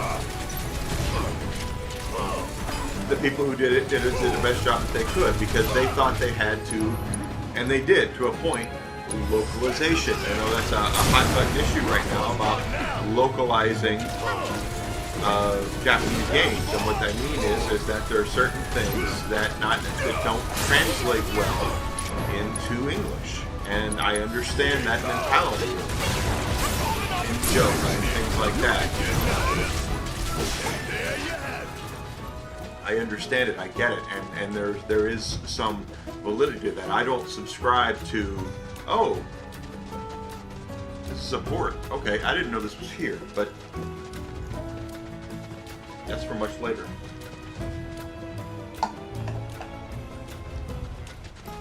Basically what I'm saying is that Final Fantasy VII, translation of Final Fantasy VII, localization of Final Fantasy VII, was a product of its time. And I have called out and made sure I have recognized the fact that there are parts of this game that do a wonderful job of making things better from the original game. Cloud's struggle he's going through right now in this game, as we get closer to the climax, he's becoming more focused, he's becoming more mindless, he's becoming more driven, and that's because of what happened to him and what he is. And as we continue through the game, the original game, it had it, but it didn't have it to the degree that it does now, where you understand it, you can see it. He conveys what you can see what he's going through much better than you could in the original game, because they didn't have the technology to really do what they wanted to do at that point of the game. And I call things out and recognize them when I see them, quite frankly. And I do think that's an improved part of Final Fantasy VII. The Rebirth remake is Cloud's struggle. In the original game, he was a dude with a poor memory, is the way that they kind of made it out to be. And in this game, they're actually showing what he actually is, going through the soldier process, what he was subject to, and why he is struggling. And that's not something that was not conveyed very well in the original game. And there are major changes to the story. Now, if you've not played this game yet or completed it, I will tell you flat out, without spoiling as much as I can, certain story points don't change at all. But there are certain ones that do change. I mean, just for instance, us meeting Sid, and Sid being here the way that he is. That's not how we met Sid. In the original game, Sid was... It is a tower. You're very good dedication, Sid. Sid was in a town with a rocket in it that he wanted to go to space. That was his thing. He had built the airships, and you know, Sid is a Final Fantasy icon. He's been around several versions of it, been around different games. You know, everything's multiverse now, right? But Sid was very much in this game. He was a bitter old man, a bitter old man. I'm not going to say that old man, because he wanted to go to space and he couldn't. He had this rocket in his town. You know, Shinra helped him build this rocket, and he wasn't able to get it into space. And that was his thing. And I'm sure that part of that's going to occur in the next game. I'm almost positive of that, because it was a part of the original game, and it was a part of Sid's character arc. In this game, though, we just kind of meet Sid. Yeah, I run Bronco Airlines, you know, and yeah, that happened in the original game, but not until we met him in his hometown where he had the rocket, you know. And Palmer, the guy that we fought in that big frickin' mech at the Gold Saucer, he's the guy who oversees space, you know, space stuff, space development, space exploration. Was a big part of that too. We had to fight him there, you know. That's how that was. And in this game, Palmer is much more of a kind of a side comical character, and he was a comical character of the original Final Fantasy VII as well. I mean, let's be frankly honest about that. He was by no means a serious character. All right, if I'm not mistaken, we have to go up there. So let's see. We do have to go up there. So some of these places we're going to have to kind of play it by ear until we can actually get to where we're going. In this case, though, I can tell you. Actually, now that I think about it.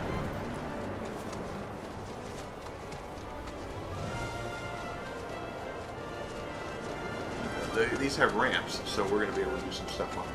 But anyway, that was Sid's story. And there's another character in this game. No, okay, I'll just say it because anyone who's done any research on this game, Vincent Valentine, is in this game. He is also not playable. Sorry. What the heck was that? Oh, I didn't hit the R2 button. He is not playable in this game, but he's in the game, and he helps us. He is there to help us after stuff. And again, once again, it was one of those things that where they realized, why is he here? Why is he there? What is he doing? What is his purpose?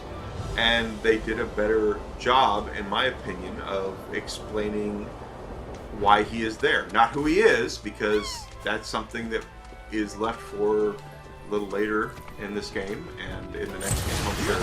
Keep it together.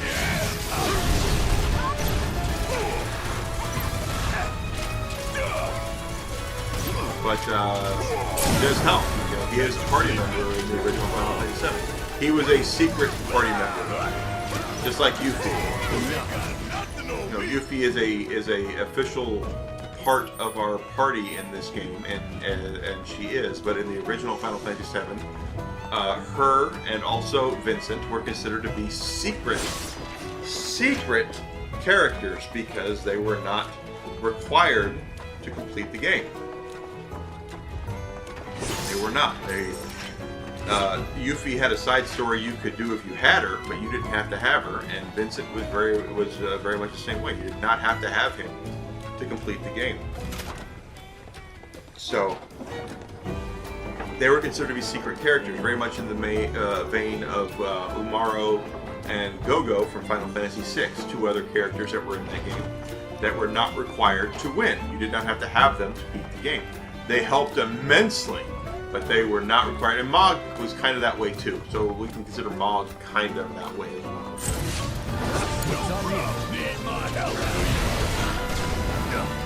But I have never completed this game in Final Fantasy VI without those three characters. So oh, hi. Yeah, got you there.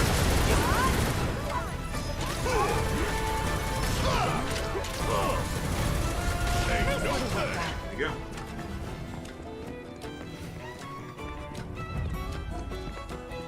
And where I am is not where I need to be. I'm flat out telling you.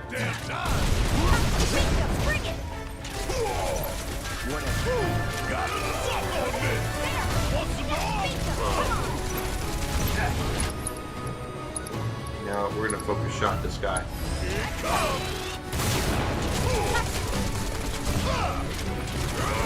Oh hi, they're all over me here.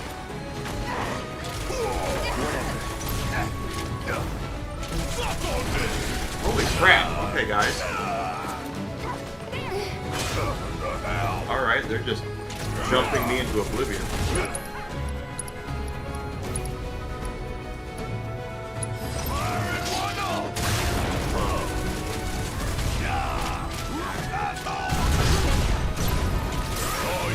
Oh, I got him.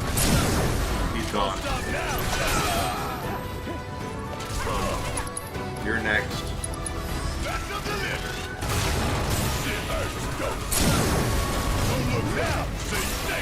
Yeah. Oh, that bear's swimming up, but it doesn't matter. They're down. We'll have to come back up here later if we do the proto-relic stuff here. We might not, because it's the proto-relic stuff here is a serious pain in the butt.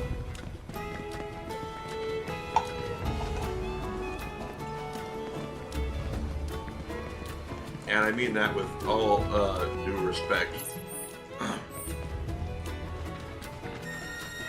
The proto-relic here stuff sucks. And again, I'm sure there's people here that are like, oh my god, I love these mini games, and I'm just like, can I just get back to the actual game, please?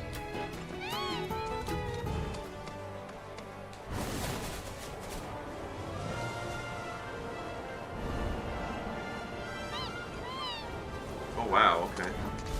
Oh, that is not what I wanted to do. Okay, well, it doesn't matter. Set the elevator down.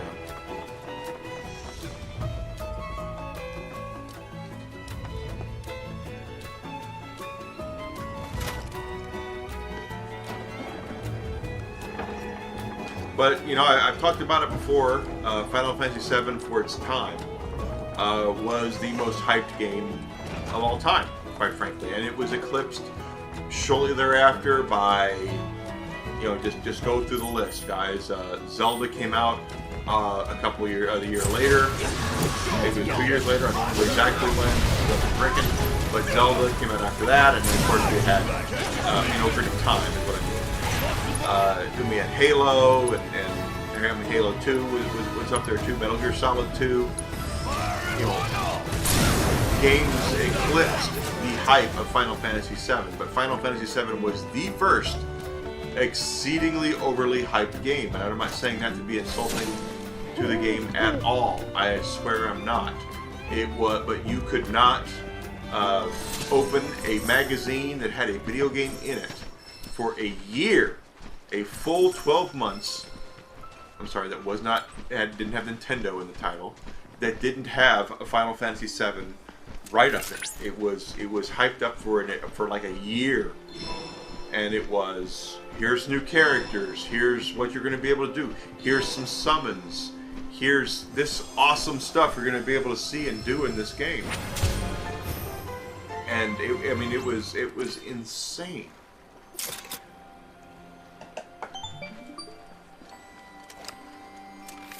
Hello, Chadley. Cloud, by Hi. analyzing the LifeSpring data, I was able to locate an old Republic transmitter chip. First, look for a weathered old ship, then scour the surrounding area. I trust you'll have no trouble finding this distinctive landmark. Alright. So, after we scan 2, Chadley has a place for us to go where we can take our chocobo and find stuff, which is cool. We want to get our 2 treasure chests here as well. But anyway, like I was saying, it was basically what had happened was Squaresoft, which was what Square Enix is now. Here's a treasure chest. Had been with Nintendo, and Nintendo had been to a point. Very good to Squaresoft. Very good. They published the first Final Fantasy. They did write-ups for Final Fantasy 2 and 3, which were actually 4 and 6 here. Nintendo did whatever they could to really help Squaresoft get Final Fantasy into being a big thing here. And it worked on people like me.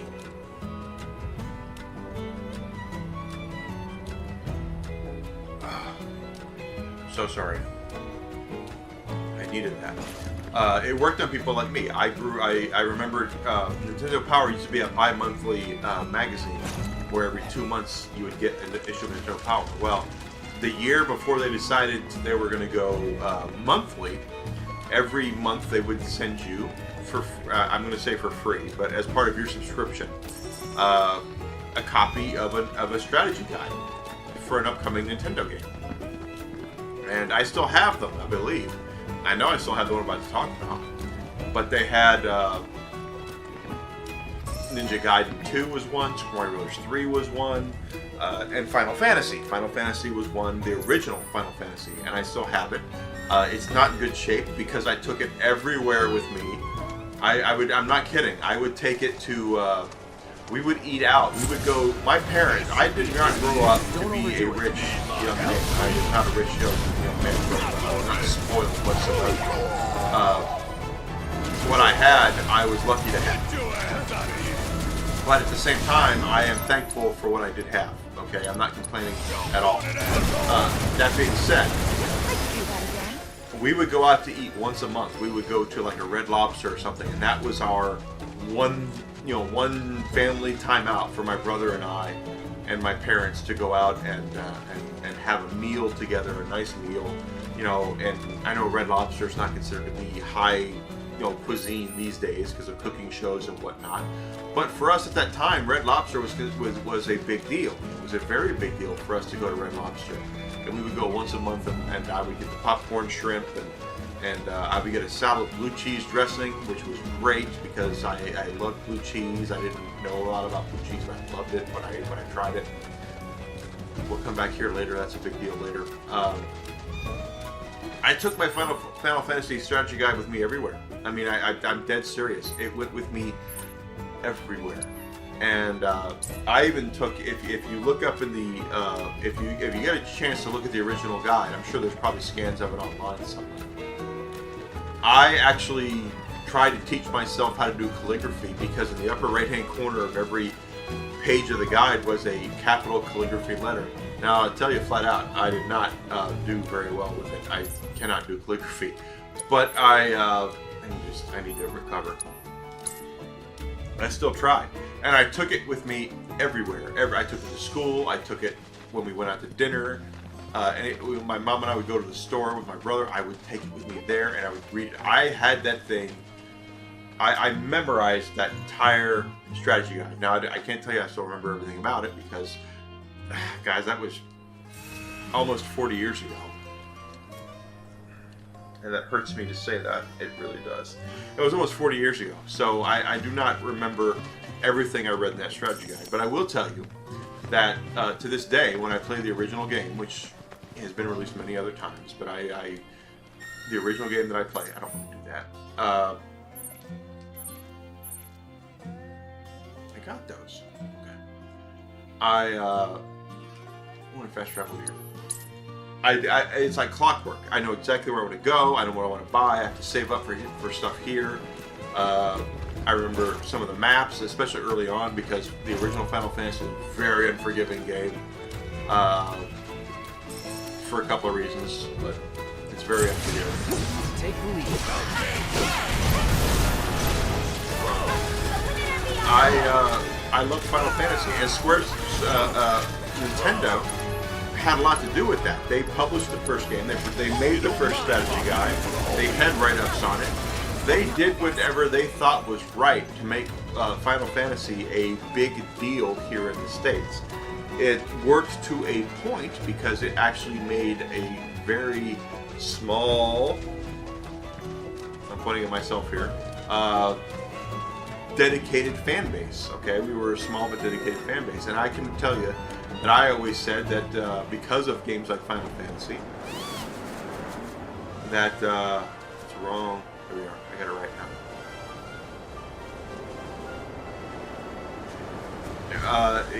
That the strength of a console at that time was based off of its RPGs. You know, it's not that it was this great thing. We'll get there. They were not this great, huge, amazing, wonderful, awesome thing when they came out. But the lasting power, the hardest to find games, the ones that are still valuable to this day, were the RPGs. And it was Final Fantasy, it was Breath of Fire, you know, games like that. Where, okay. Dangerous fiends may Exploit his weakness. Exercise caution. Stagger the enemy. Rare grizzly variant detected. Guidance protocol. I do not remember his weakness. I'm going to say it's ice. Allow me. It's lightning. Okay, alright, it's lightning. Burn and skies on lightning. Now grip with sharp claws.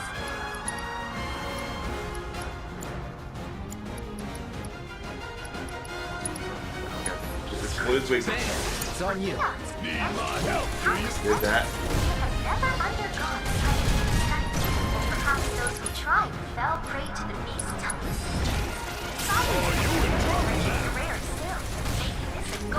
We're gonna do it. We're gonna do all of them this time. Come on! Keep it up!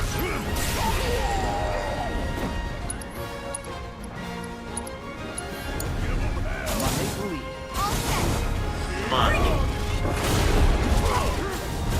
Oh, it didn't stagger him? I thought for certain that would stagger him. There we go, now we staggered.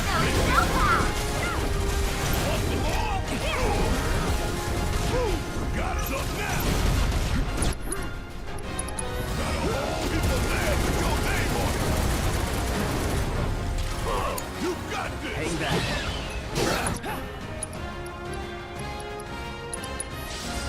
come. Keep it together. I got it. Go for it. Summon? Phoenix?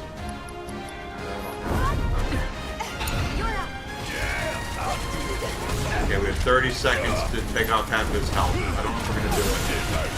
He's pressured. Maybe we can get him. Focus shot.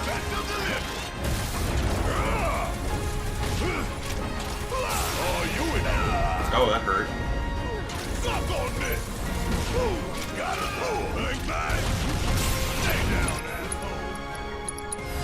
Trying to get it.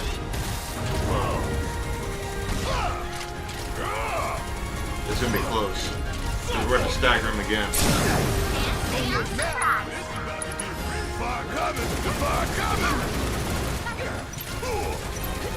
We didn't get it. Okay, we'll do it again.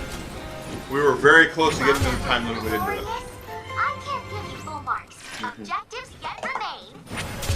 Anyway, we'll do it again here in a second. Oh, he has something to say to us. Chadley does. I Cloud. knew you'd come through, Cloud. Thank you. After processing the intel you gathered and importing it into our simulator, I designed a combat trial just for you. while it is true that you provided assistance, I am the one who created it. At any rate, please give it a try. Give it a try. Okay, so first of all, we took a butt whooping there, so let's go ahead and heal before we try it again.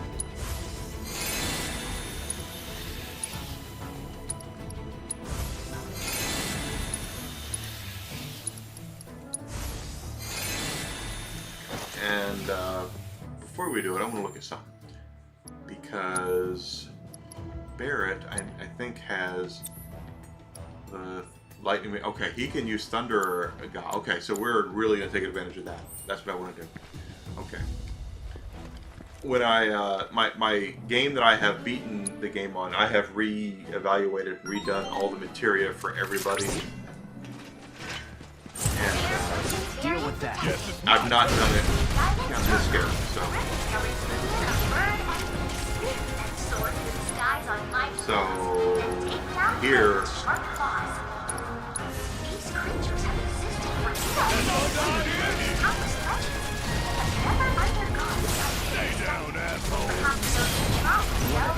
We're definitely going to take advantage of that thunder materia. golden opportunity. Nope.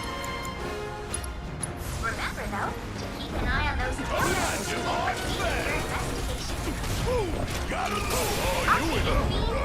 He's pressured, he's pressured.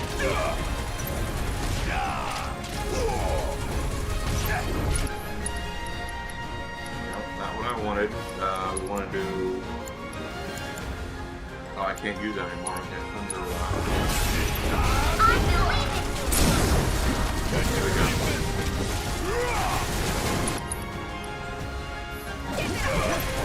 Okay, Barrett, we're going to use Maximum Fury. I'm going to switch to Cloud so he can use Braver. Here we go. Congratulations. Boom shakalaka. Intel objectives. Nice job there, Enigma. You did what needed to be done. So now we're going to go ahead and fast travel back over here to heal. And then we'll move on to where we need to do the live stream thing over there. Be great. Hey there, Daylight. How you doing? I know I told you happy birthday via text message, but I wanted to publicly tell you happy birthday. I know it was recently, and just so happy that we have stayed friends, man. Seriously, and you know I love you. You've been a wonderful friend to me for a long time. Thank you so much.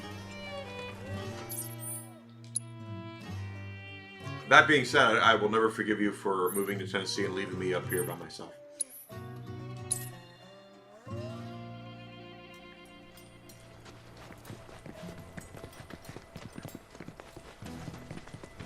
Water? I need water? You're probably right.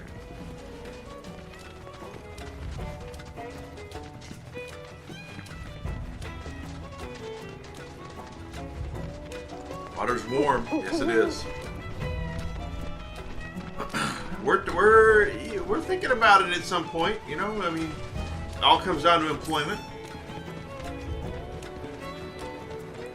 You know, the boss has to drive over an hour to work. She's not really overly keen of that. And if we can replace our income by moving elsewhere, we will definitely do it.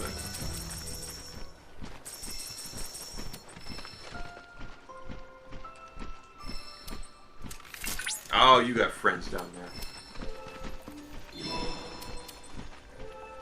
I mean, you can go drive to see Brummel. He's closer to you than I am.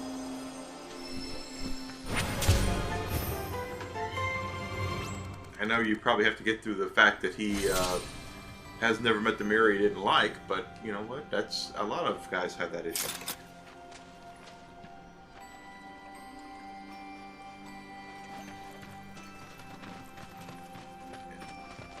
Yeah, 3 hours west, that's right, because he's in Memphis. He's outside of Memphis, you're outside of Nashville. Oh, I have to ask you this, because it's just because it's how I want to know. Have you had Corky's Barbecue yet? Being in Tennessee.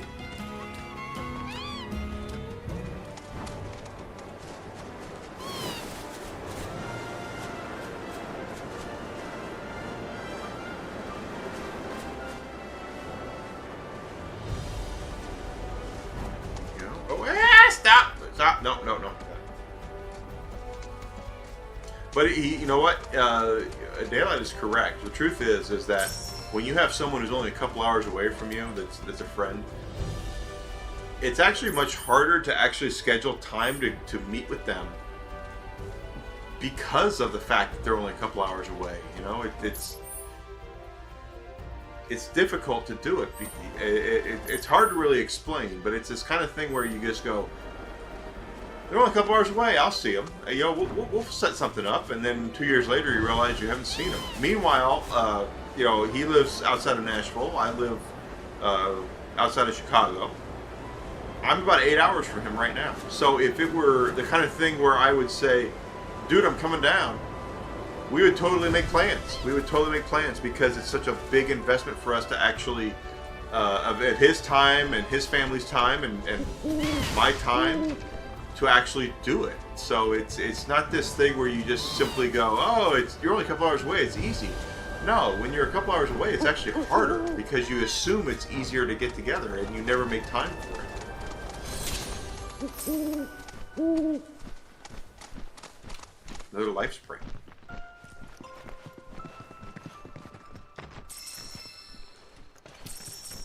But Daylight's a good buddy of mine. If anybody has the ability and the fortitude, fortunateness, I should say, I've been drinking, so I don't think fortunateness is actually a word. Fortuity, to have him as a friend, I highly recommend it. He is a good dude.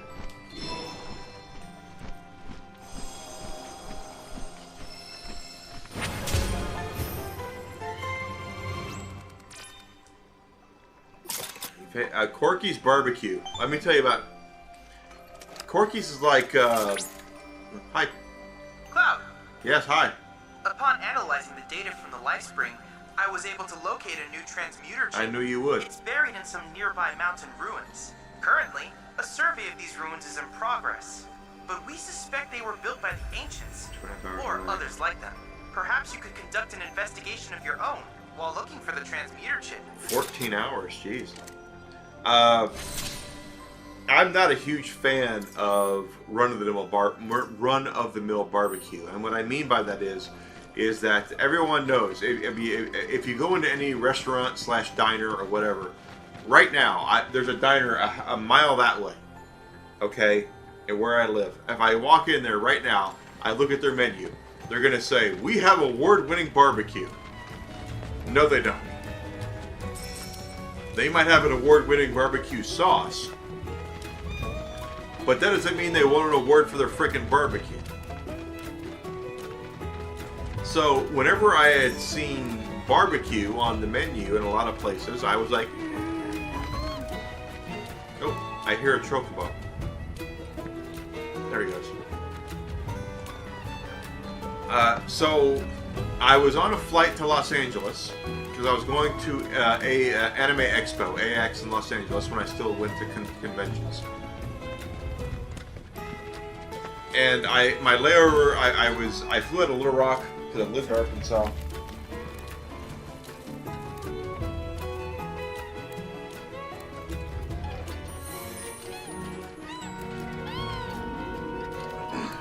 Everyone, Nashville hot chicken is the thing right now. You know, when KFC put it on their menu, it's like, okay, now everybody wants Nashville hot chicken. But I was on a flight from Memphis to Los Angeles, and Memphis is for those who don't know, is a big hub. You know, you can say, oh, it's Tennessee, it doesn't matter. Memphis is a huge hub for airplane travel. Want to hang out with the Moogles? Here I am in Memphis, and they the flight I was on said, we're going to give you a meal, and it's going to be either you can have this or you can have barbecue. And I remember having the barbecue because the other thing was something really out there. And when I got it, it had the Corky's menu logo on it. For me, Kupo. And it was amazing. It was like the best barbecue I ever had in my life. So I love Corky's barbecue. That being said, I do know it is similar to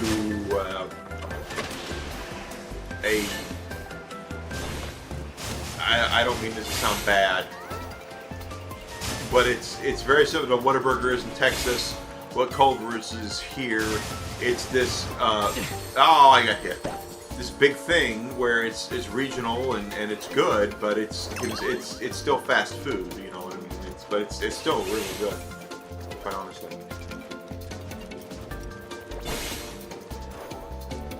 Have you been to the Parthenon?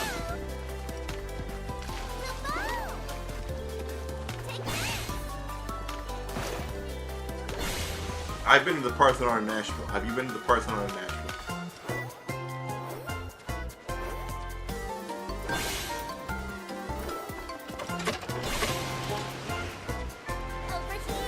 Yeah, you got nailed. There we go. Yeah, the Parthenon was really cool. For those who are not aware what I'm talking about here, if I say the Parthenon, you go, oh, that's in Athens, and you would not be wrong. But they made a complete replica of it in Nashville. And so if you are in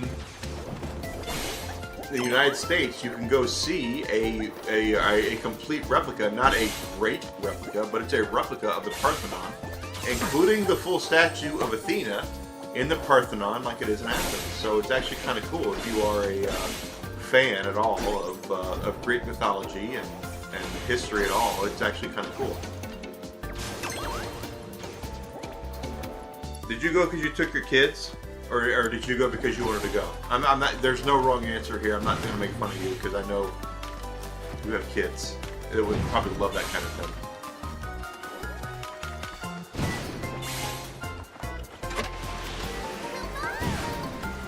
Oh, that little SOB. Okay. If I do this half drunk, I'll be insanely impressed. And I'm about to do it half drunk. Oh, what are you, Cloud?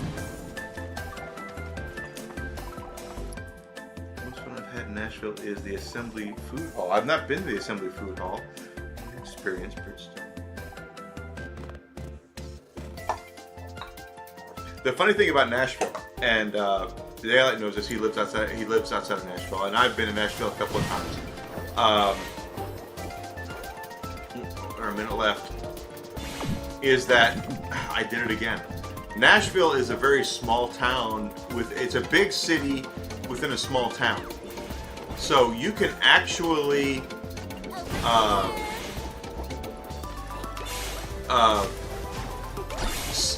go to downtown Nashville and see it like in 3 seconds. There's like not a lot there. And then you can go to get in there. Got it. The strip of Nashville is like less than a mile. You can go all and see both sides of the strip, and there's the football stadium on one end, and there's the hockey stadium on the other. there's like nothing. There's nothing there. There really isn't. It's all a bunch of country music bars and country and western boot dealerships and things like that. Over here. And it's cool. It's like it's not a great experience because it is, but when you know, Daylight and I are both live that side of Chicago for a little while, and I can flat out tell you, Chicago is more than just a strip of bars and two arenas. You know, if you go to downtown Chicago, there's a lot there, and that's not how Nashville is. Nashville, there's a lot. There's not a lot in Nashville. There really is not. But he's correct. I haven't been to the boroughs. You know what? When we come down there, because we're still talking about moving down there at some point, you have to show me the German town, because we have we have Polish town up here, right? I've been to the north end of Boston, which is Italian, very Italian. I remember I was with my girlfriend and we had walked around a lot when we were in Boston. You ran into Michael Jordan? Really? Like the Michael Jordan?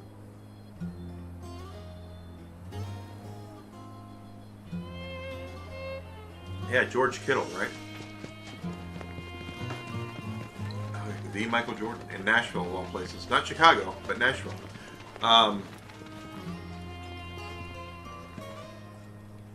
We were in Boston the first time we were in Boston. We walked around and seen a lot of stuff. Boston's a great town, by the way. If you've not been, if you love history, Boston is one of the best towns you can actually visit. And we went into this bar. Oh, yeah, race car. Okay. Yeah, Jordan's got his hands in everything. I don't mean that to sound like he is. I'm insulting him. I'm not, because the dude has his hands in everything. But we were in the north end of Boston, which is Italian. It's all Italian. It's like big time Italian. And we went into this bar to have a drink. And I said, well, this is an Italian bar. And she goes, well, how do you know? And I said, because look right over there. There was a portrait of Frank Sinatra watching over the bar. And I said, you have to have a portrait of the chairman of the board watching over the bar if you have an Italian bar. And that's exactly what it was. It was an Italian bar. And old Blue Eyes was there to make sure that everybody knew that he was watching over the bar.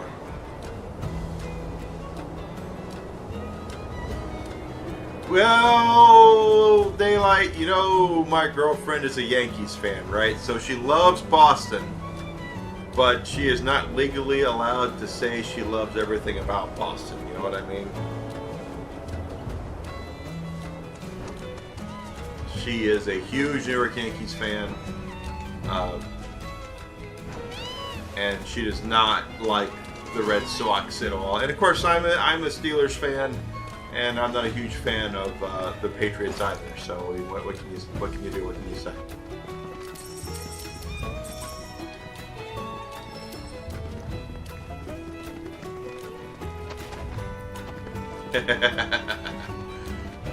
We were in the belly of the beast. We went to go see a couple of Red Sox games in Fenway when they were playing the Yankees, and we were, you know, of course I was wearing Pirates stuff because I'm a Pirates fan.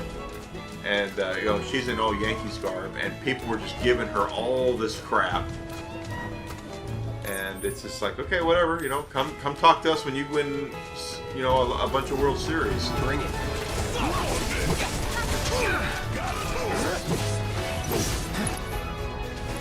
You know, dead serious here, bud.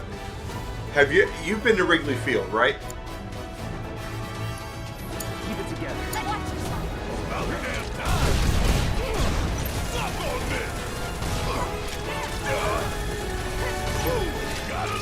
The romantic history of Wrigley Field is so much greater than the actual stadium itself. Wrigley Field is a toilet. It's an absolute toilet. But if you see, you know, Superstation Chicago has been all over the eastern United States. You watch Cubs games, you see the ivy, you're like, oh, that's really cool, I want to be there. And then you go there and it's like, this place is horrible. Fenway is very much the same way. It is not a. It's a very historical stadium, and it's a mecca of baseball, absolutely. But it's not the kind of place I would say you have to go.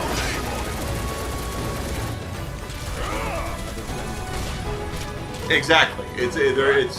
As a baseball fan, there's a romanticism about the big green monster. You know, there's things about it that are very alluring. But you go watch one game there, and you realize it was not made for baseball fans. It was made to make money, and it was just so many problems with that stadium.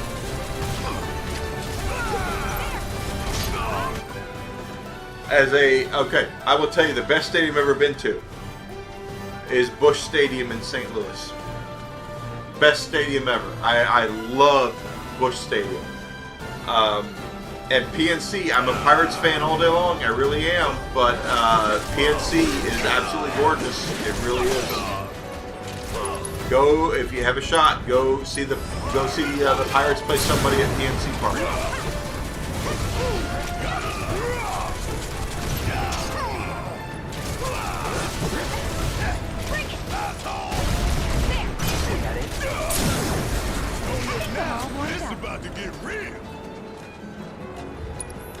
PNC is a gorgeous stadium for a lot of reasons. Just seeing the city when you're in the stadium, dude. Seriously, go to my Facebook, Daylight.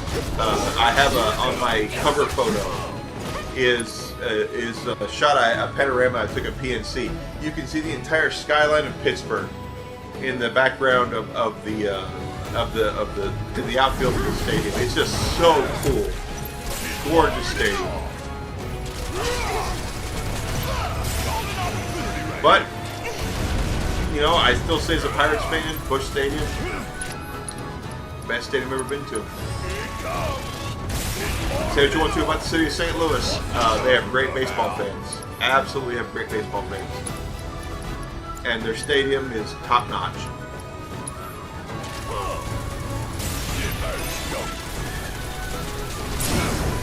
Don't stop now. Golden opportunity right here. You went to Heinz? Because I haven't been to see Heinz.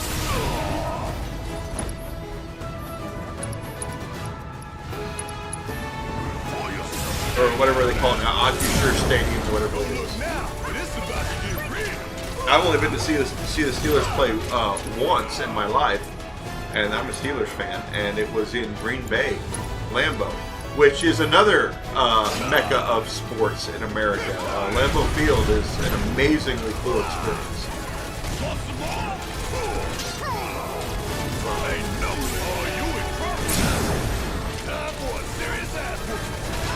Nothing to it.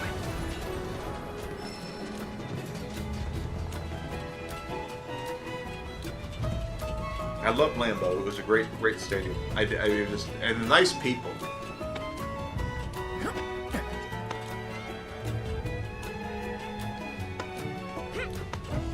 Rocky Mountain. That sounds cool. We went to Denver during the pandemic. We were there during the pandemic, so the baseball was going on, but we couldn't go to the stadium. We were actually staying in a hotel that was overlooking part of the stadium. We could see the lights and everything, but we couldn't go in. We were really upset about that, but we went out there to do that, and we'll go back there.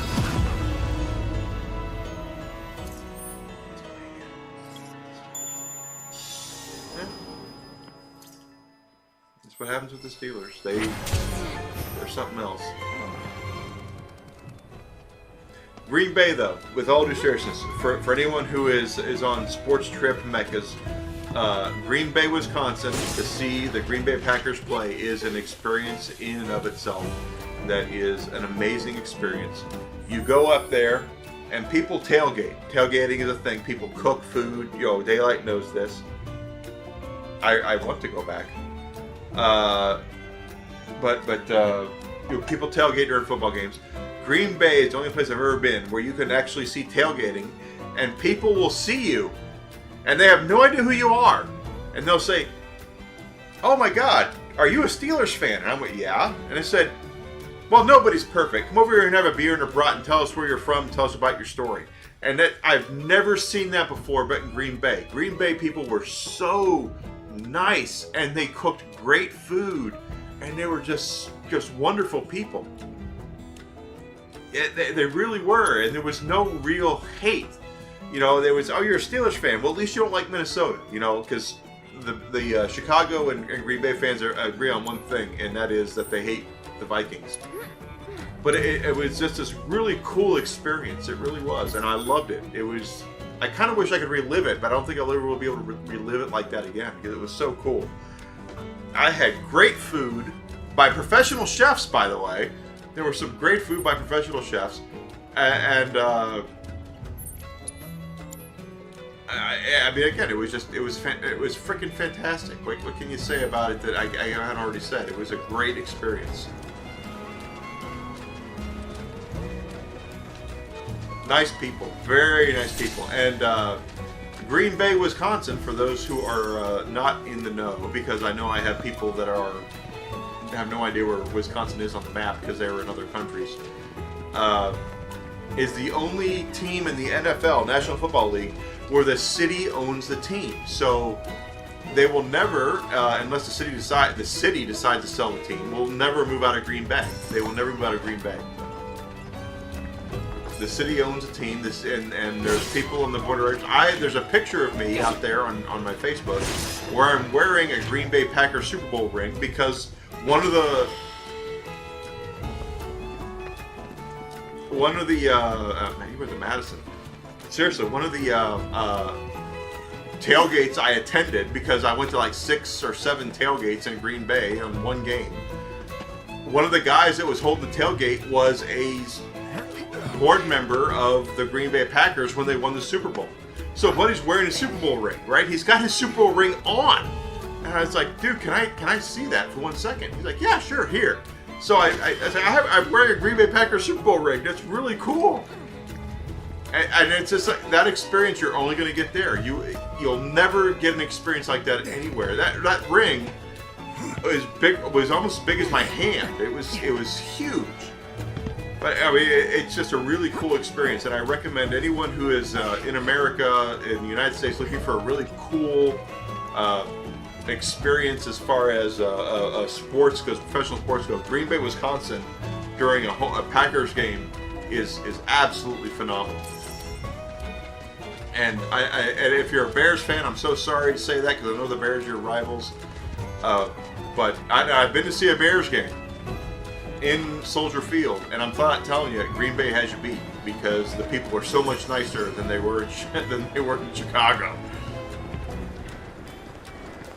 But it was a great experience. It really was. So if you have an opportunity, go do it. Let's go up. Where do I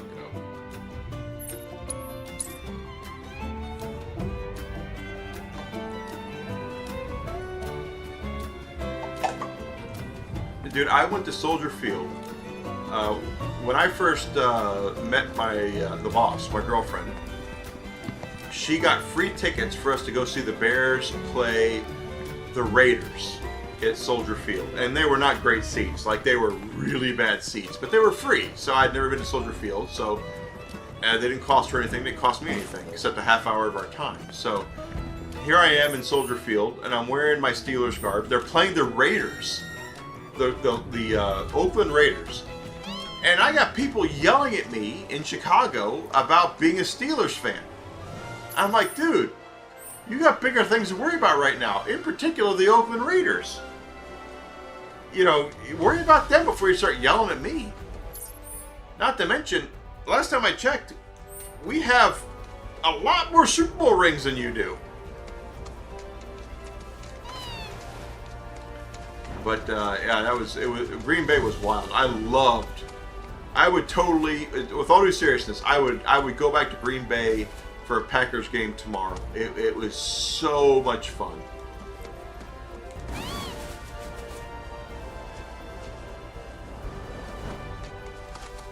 Just nice people, nice experience. Now, for the record, the Steelers won that game against the Green Bay Packers in Green Bay. So after the game, there was a little more trepidation.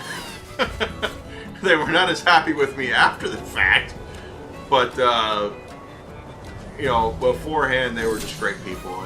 Again, they still was. They were just wonderful, nice people, and I really nothing bad to say about the people. It was a great time.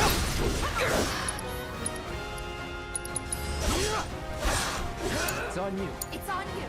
How'd you like that? Suck on this! And the funny thing Just like is that okay?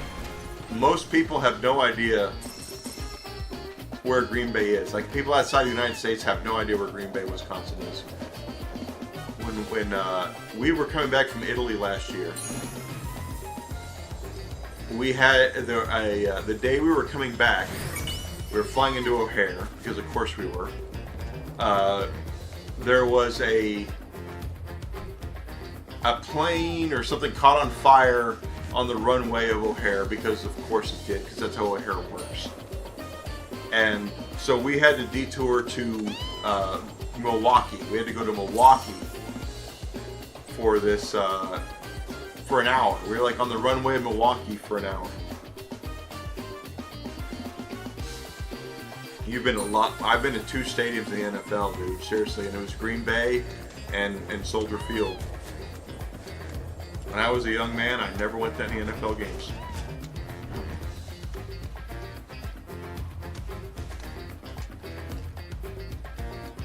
The Bears are about to leave Soldier Field, so I mean,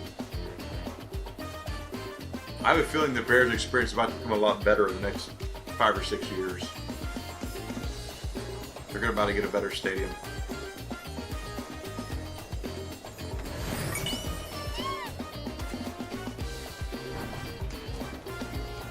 How I want to know this, because I've been to Milwaukee, and I'm not making fun of them at all. Or not Milwaukee, Nashville. How I mean, they love the Titans there, right? I mean, it's a big deal for the Titans. I'm dead serious when I ask this question, because I don't really know.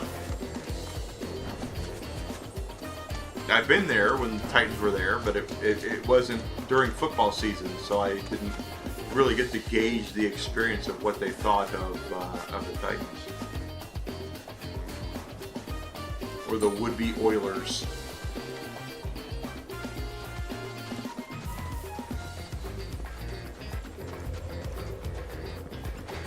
That's amazing to me that hockey is more of a big thing in Nashville than the NFL. That is hilarious to me. Down south, where there is no ice, they actually like hockey better than like professional football. That makes me laugh. The Titans aren't bad. What do you think of Will Levis down there? Because he's your new quarterback.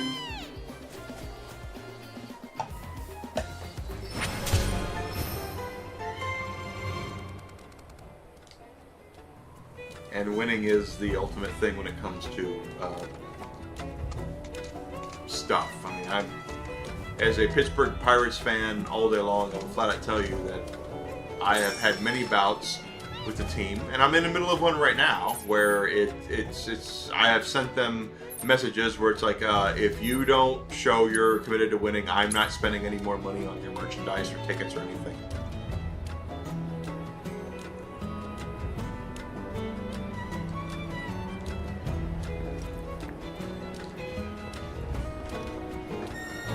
Titans are one of those teams that are on the, you know, they're 1 or 2 players away from being really good, I think. There's a lot of teams like that, quite frankly. The NFL is all about is very. There's a lot of parity in the NFL, and I mean that in the sense to where you have like there's like 2 or 3 really bad teams, and then you have 2 or 3 really elite teams, and then after that you've got everybody in the middle, and it's this thing where you're just like, this is going to be our year, right? Be on your guard, everyone. I'm picking up a monstrous signal. Don't overdo it. Bring it home! Give me cloud. I gotta see what you guys have. Both visual and auditory senses, the copper-wired sound breaks That's you. It's ice. I have to do ice. Countering. Okay. Unleashing a relentless, precise attack with like vines. Okay. Because Cathawire tendrils are both supple and sturdy, humans have used them as material for handicrafts. There we go. Pressure. Where's Muscle Mommy? Here we go. Go get a Muscle Mommy. Tendrils will remain. Don't tell me what untapped potential this plant needs for that. We're counting on you to help us find that.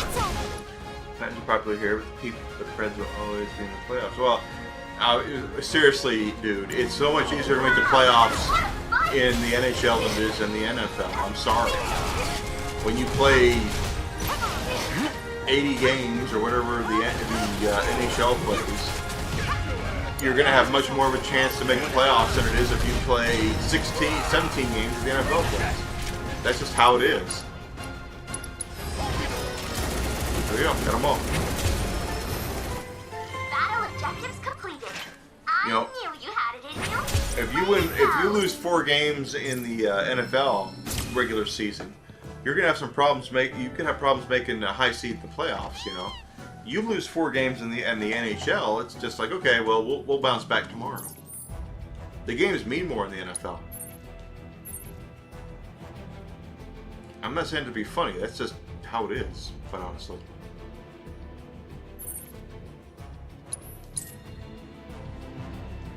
And it's even worse than college football.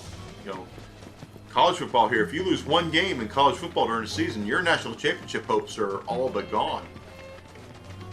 Although they've just now have a playoff, so it's actually a little better now, but that's how it is.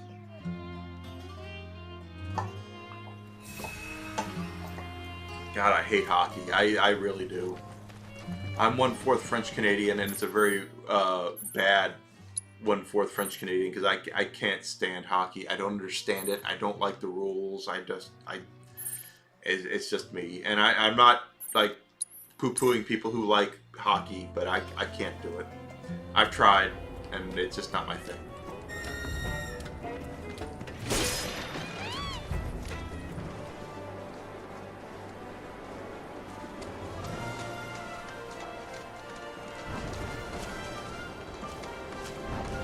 Button. No, it's not the wrong button. You should be able... Oh, I had to jump up there. I can't jump down there because it's red. That's right.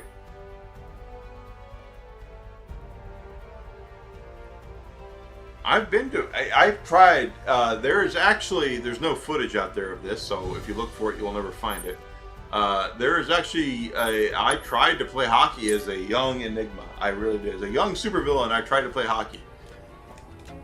And I learned a couple of things. Number 1, I don't like the cold. Number 2, I cannot ice skate. And number 3, I just can't do hockey. I just can't. It's just not my thing. And again, it's a matter of taste. There's people who like it, and there's people who don't. I completely get it.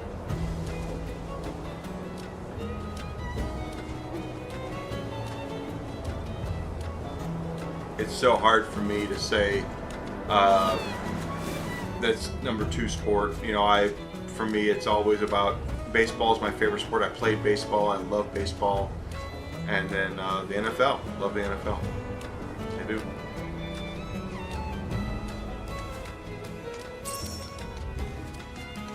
I could go to an NHL game now for crying out loud. Chicago is right. I'm outside of Chicago. The Blackhawks are right there.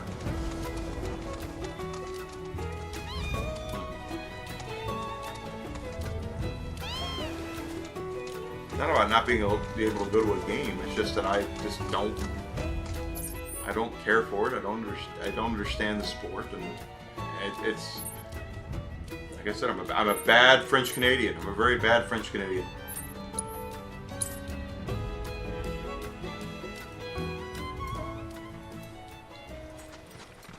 I do not doubt you at all when it comes to the atmosphere of a game like that. I really don't. I mean, technically, I have down in my basement, my cellar down here, I have still an unopened box of Wheaties when the Penguins won the Stanley Cup for the very first time.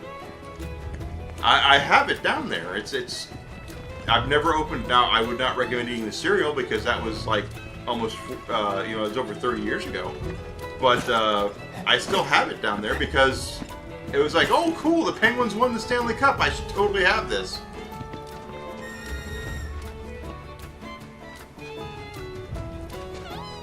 So if I was going to be a fan, it would be of the Pittsburgh Penguins because I'm from Pittsburgh. But I've tried to watch hockey and I can't do it.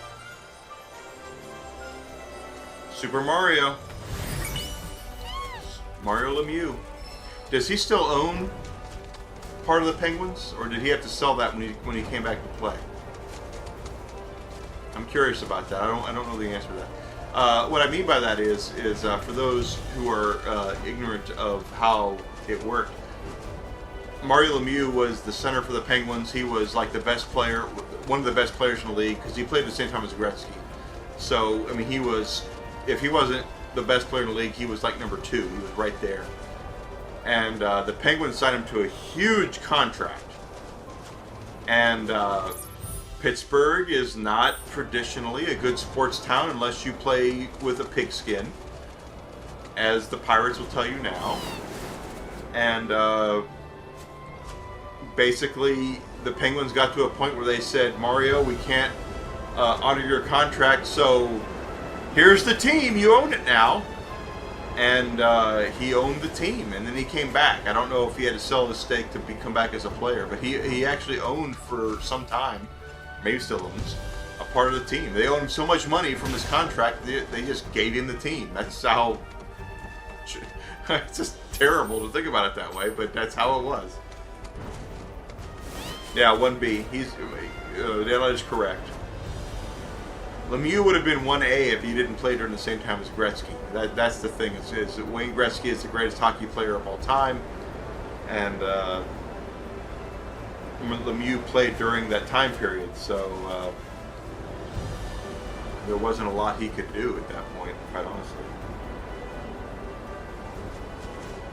He did play for the team that he owned, which would be weird for the coach, right? Because technically the coach of that team was like, I'm going to tell you what to do, but really, you tell me what to do because you own the team. That would be a weird situation, I would think. So, boss, hustle a little harder here, would you? Good Lord. Get the lead out of your butt, boss.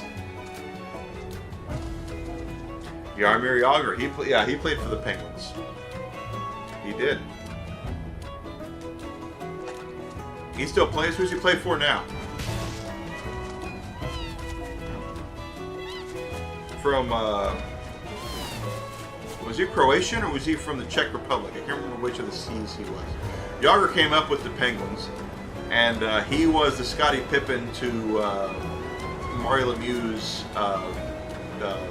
Michael Jordan, quite honestly. Some team in Russia. That sounds about right.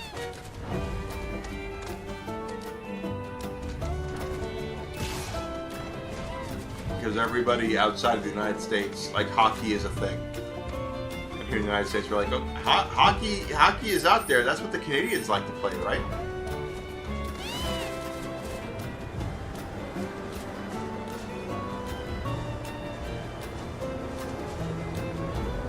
I thought he was Croatian. I really did. I mean, I'm dead serious when I say that. I thought Jagr was a Croatian or from the Czech Republic or something. I know it starts with a C. And now he'll look it up and tell me that I'm completely full of crap. But I could have swore it was something that started with a C.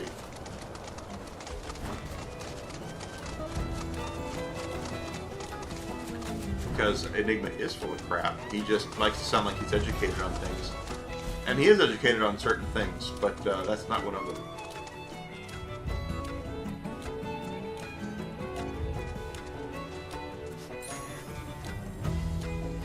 I actually have downstairs in my cellar.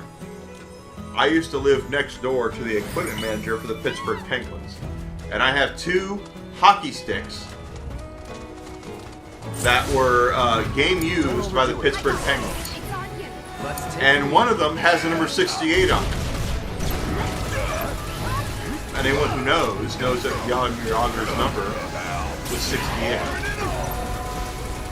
I will say that I don't believe it was it was his stick, because I think it was before he got picked. But I have two numbers, 24 and 68 are the two numbers, and my number when I played baseball was 24. So that's my favorite. But at the same time, it's like 68. 68. Is that Mario Lemieux? It's not Mario Lemieux. Is that Jaromir Jagr's hockey stick? But I'm pretty sure my time when I lived next to him was before Jagr got the pitch.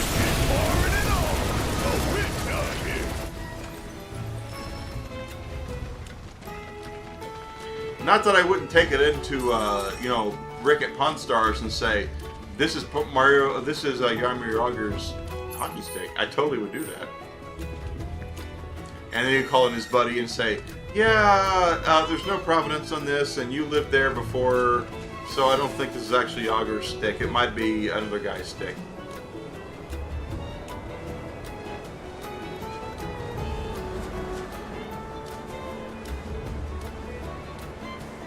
But I do wish it was, if it was Jagr's, I'd totally sell it. I'm dead serious. If it were Jaromir Jagr's hockey stick, I would have sold it by now. Because Jagr's going to be an NHL Hall of Famer. I mean, Buddy he is seriously a great player. And I would love to have that as on my thing. Big deal.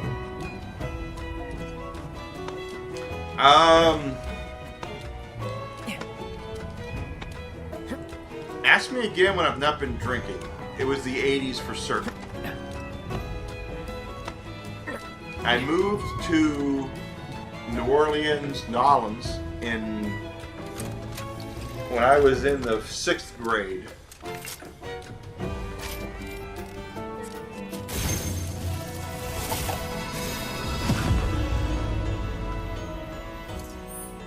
That's a great question. Let me just take a look here.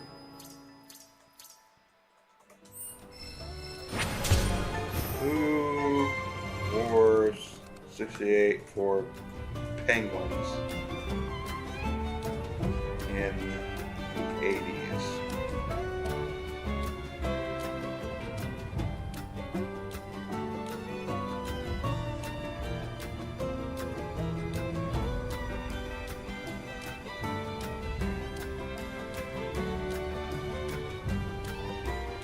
If I have Jaromir Jagr's stick, this is going to be something hilarious. So I will sell to Rick from Pawn Stars. Jagr Penguins.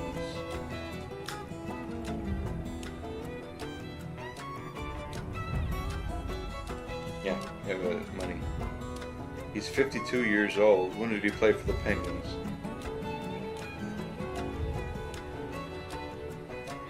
He's from Czechoslovakia. So I knew it started with a C.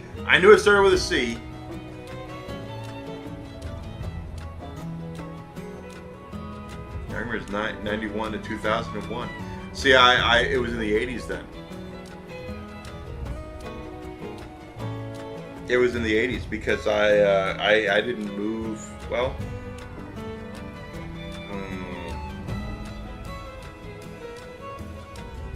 I've been ranking. How old was I in the 6th grade? I was 11 or 12.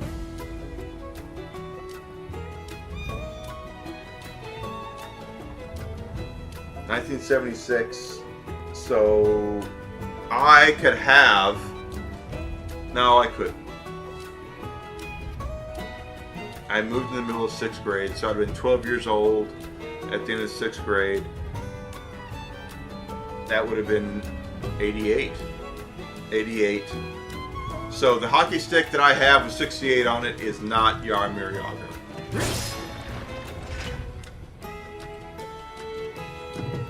Unless, if it is, I swear to God, I will sell it in a heartbeat because Yager he's going to be a Hall of Famer.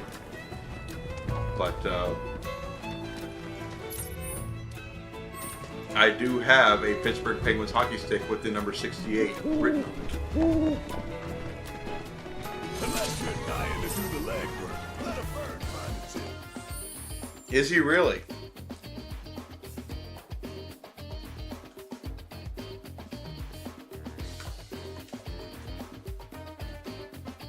Because the other one I have is 24.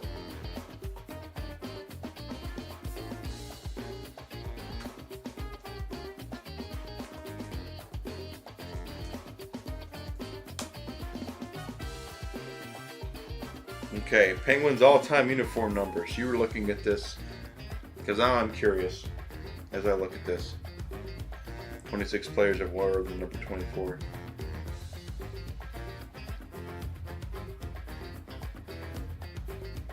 You are not wrong.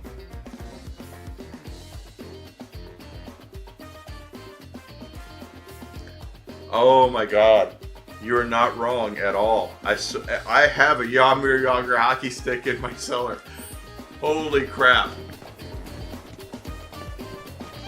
I don't know how I got it, but I have it. They wrote their numbers on the hockey stick with a Sharpie, so it's a Jaromir Jagr Penguins hockey stick.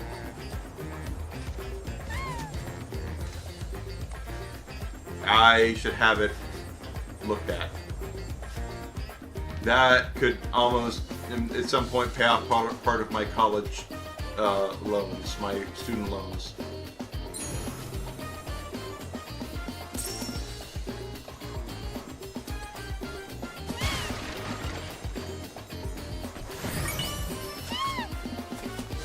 It says it right on their play as day, 68.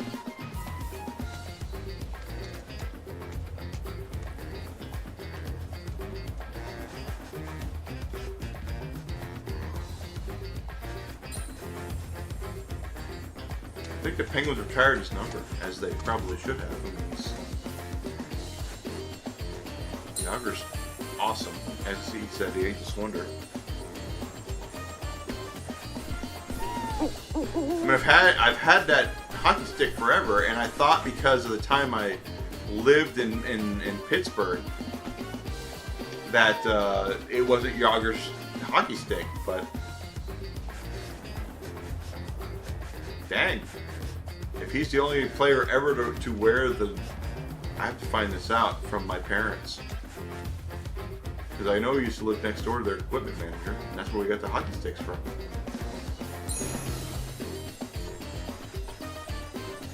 He's got... Yeah, that's what you're saying. I just looked at it. You're right. He's the only one. So where would I have gotten that? Who else's number could it possibly be if it's a Penguins hockey stick?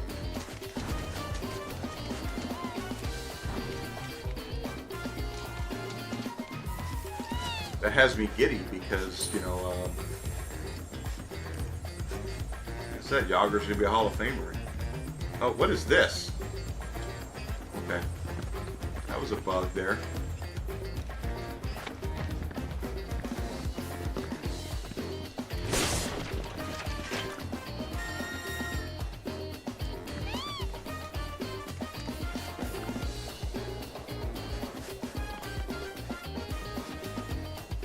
And it was game used.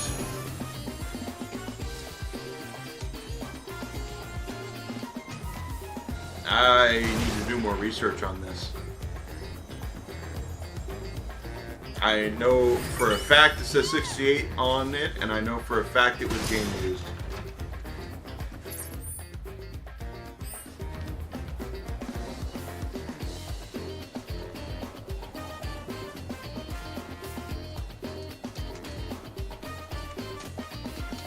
Yeah, well, if I have a Jaromir Jagr hockey stick and it gets me, you know, 5 figures or whatever it's worth, because it was early on in his career with the Penguins, hockey might become my favorite sport of all time.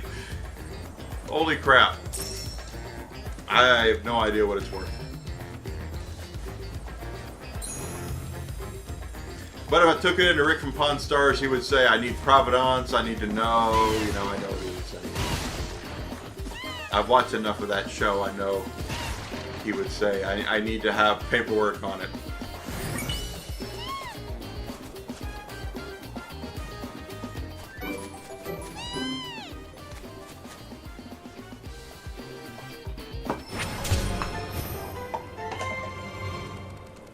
Okay, if it's only that much, then it's not worth hanging on to yet. I mean, it's not worth selling, I should say. I need to wait till he goes into the Hall of Fame. He needs to go into the Hall of Fame, and then it'll be worth a lot more.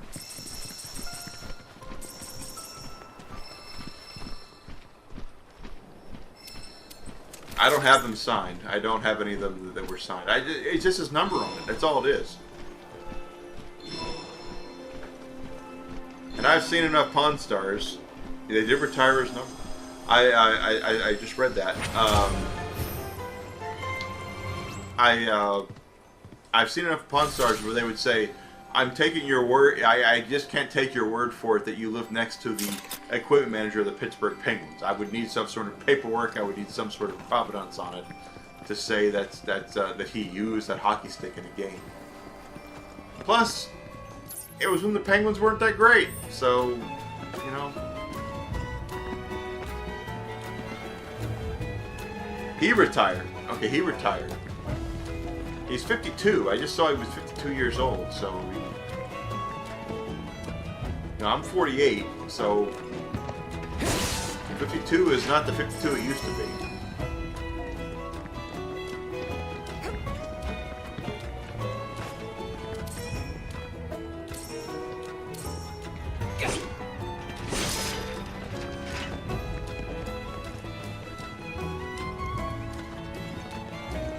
That's true. Rick's got a lot of buddies.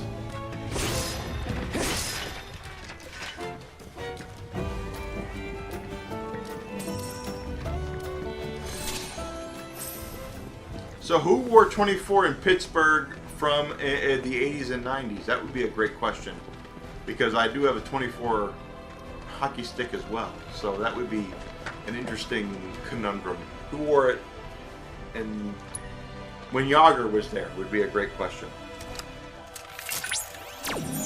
Yeah, Rick would have to kiss my rosy red ass. I would keep it for that much. Circle, triangle, XX, circle, triangle, XX. Okay.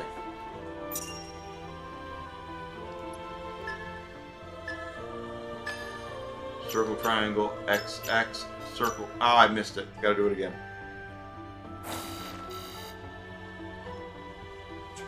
It's probably going to be the Morin then, quite honestly.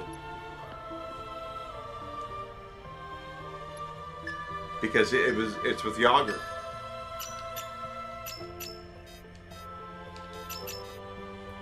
I had it, but I had the right sequence, but I didn't have the right timing, so we do it again.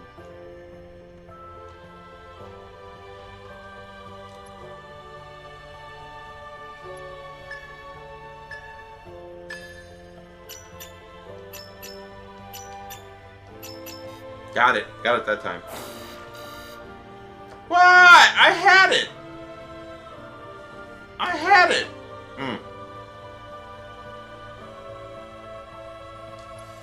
I guess. You're not wrong.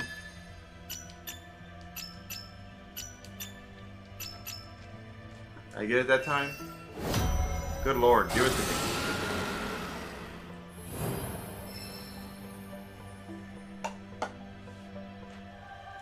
Alright, talk to me, Chadley. Chadley. I need to find out more about these hockey sticks from my parents. That was perfect. Thanks to your hard work, I've obtained invaluable divine intel. It's in 2 weeks, you're right. Have you played the South Park game yet? Snow Day. I have not played it yet, and I have it. And I've like scratched the surface of it. I really want to play it. I love South Park games. They're so much fun.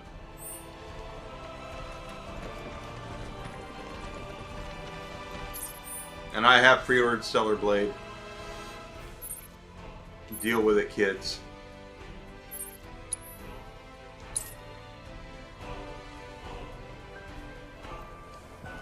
with all due seriousness, the Stick of Truth and the Fractured Butthole are two of the funniest games I've ever played in my life. So if you like to laugh, those games are going to do it for you.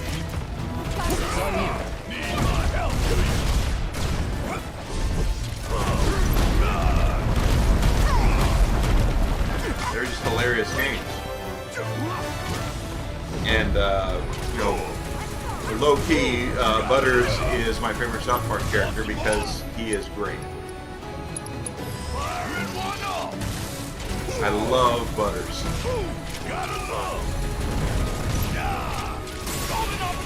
And yes, they do have their issues. I'm not saying that they don't. But as far as entertainment and fun goes, they're gonna do it for you. Go, baby.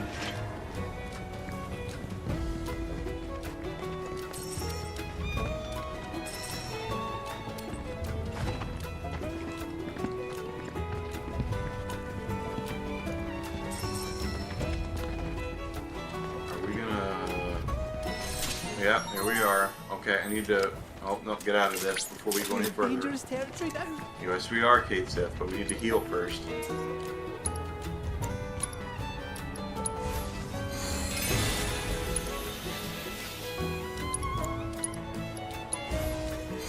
Alright, here we go.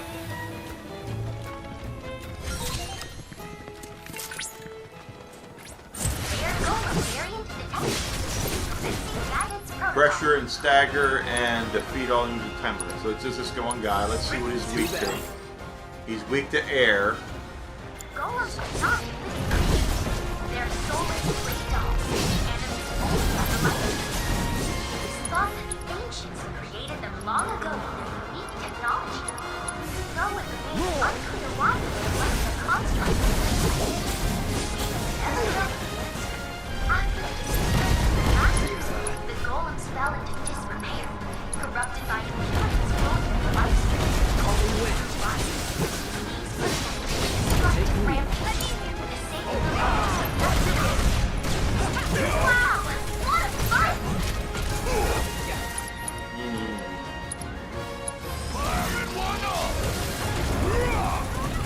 And the thing about South Park is that nothing goes into these South Park games that Trey Parker and Matt Stone don't approve of. Like, they have complete control of their IP, and they have earned it, quite honestly.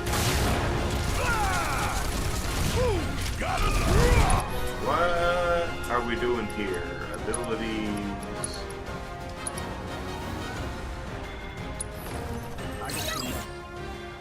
Lose energy every time they attack or take damage and become pressure once their energy is... Okay.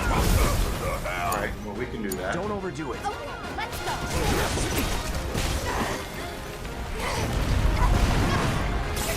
You're always pressured. Good deal.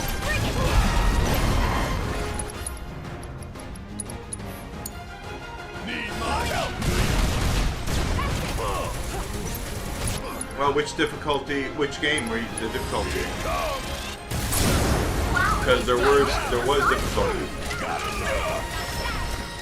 The second one had a harder difficulty than the first one. Objectives. Though I suspect it wasn't much of a challenge. You suspected correctly.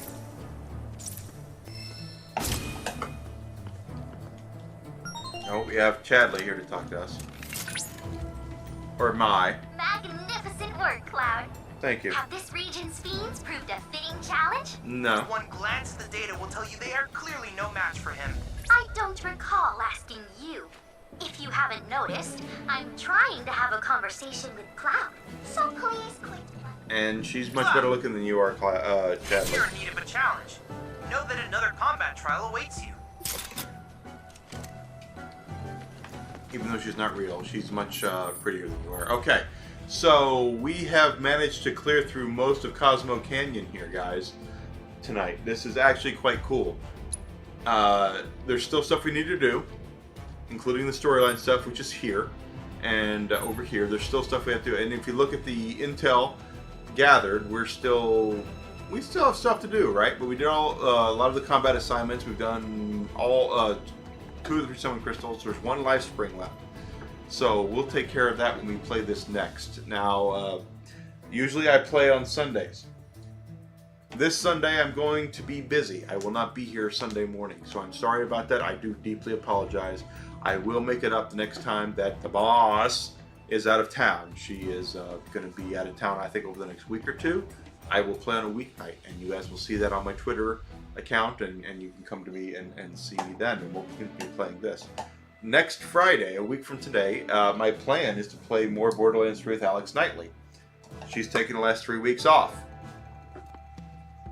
That being said, she's a great friend of mine, and I do hope she's okay. She worked a lot this week, guys, so I really want to make sure that she's okay.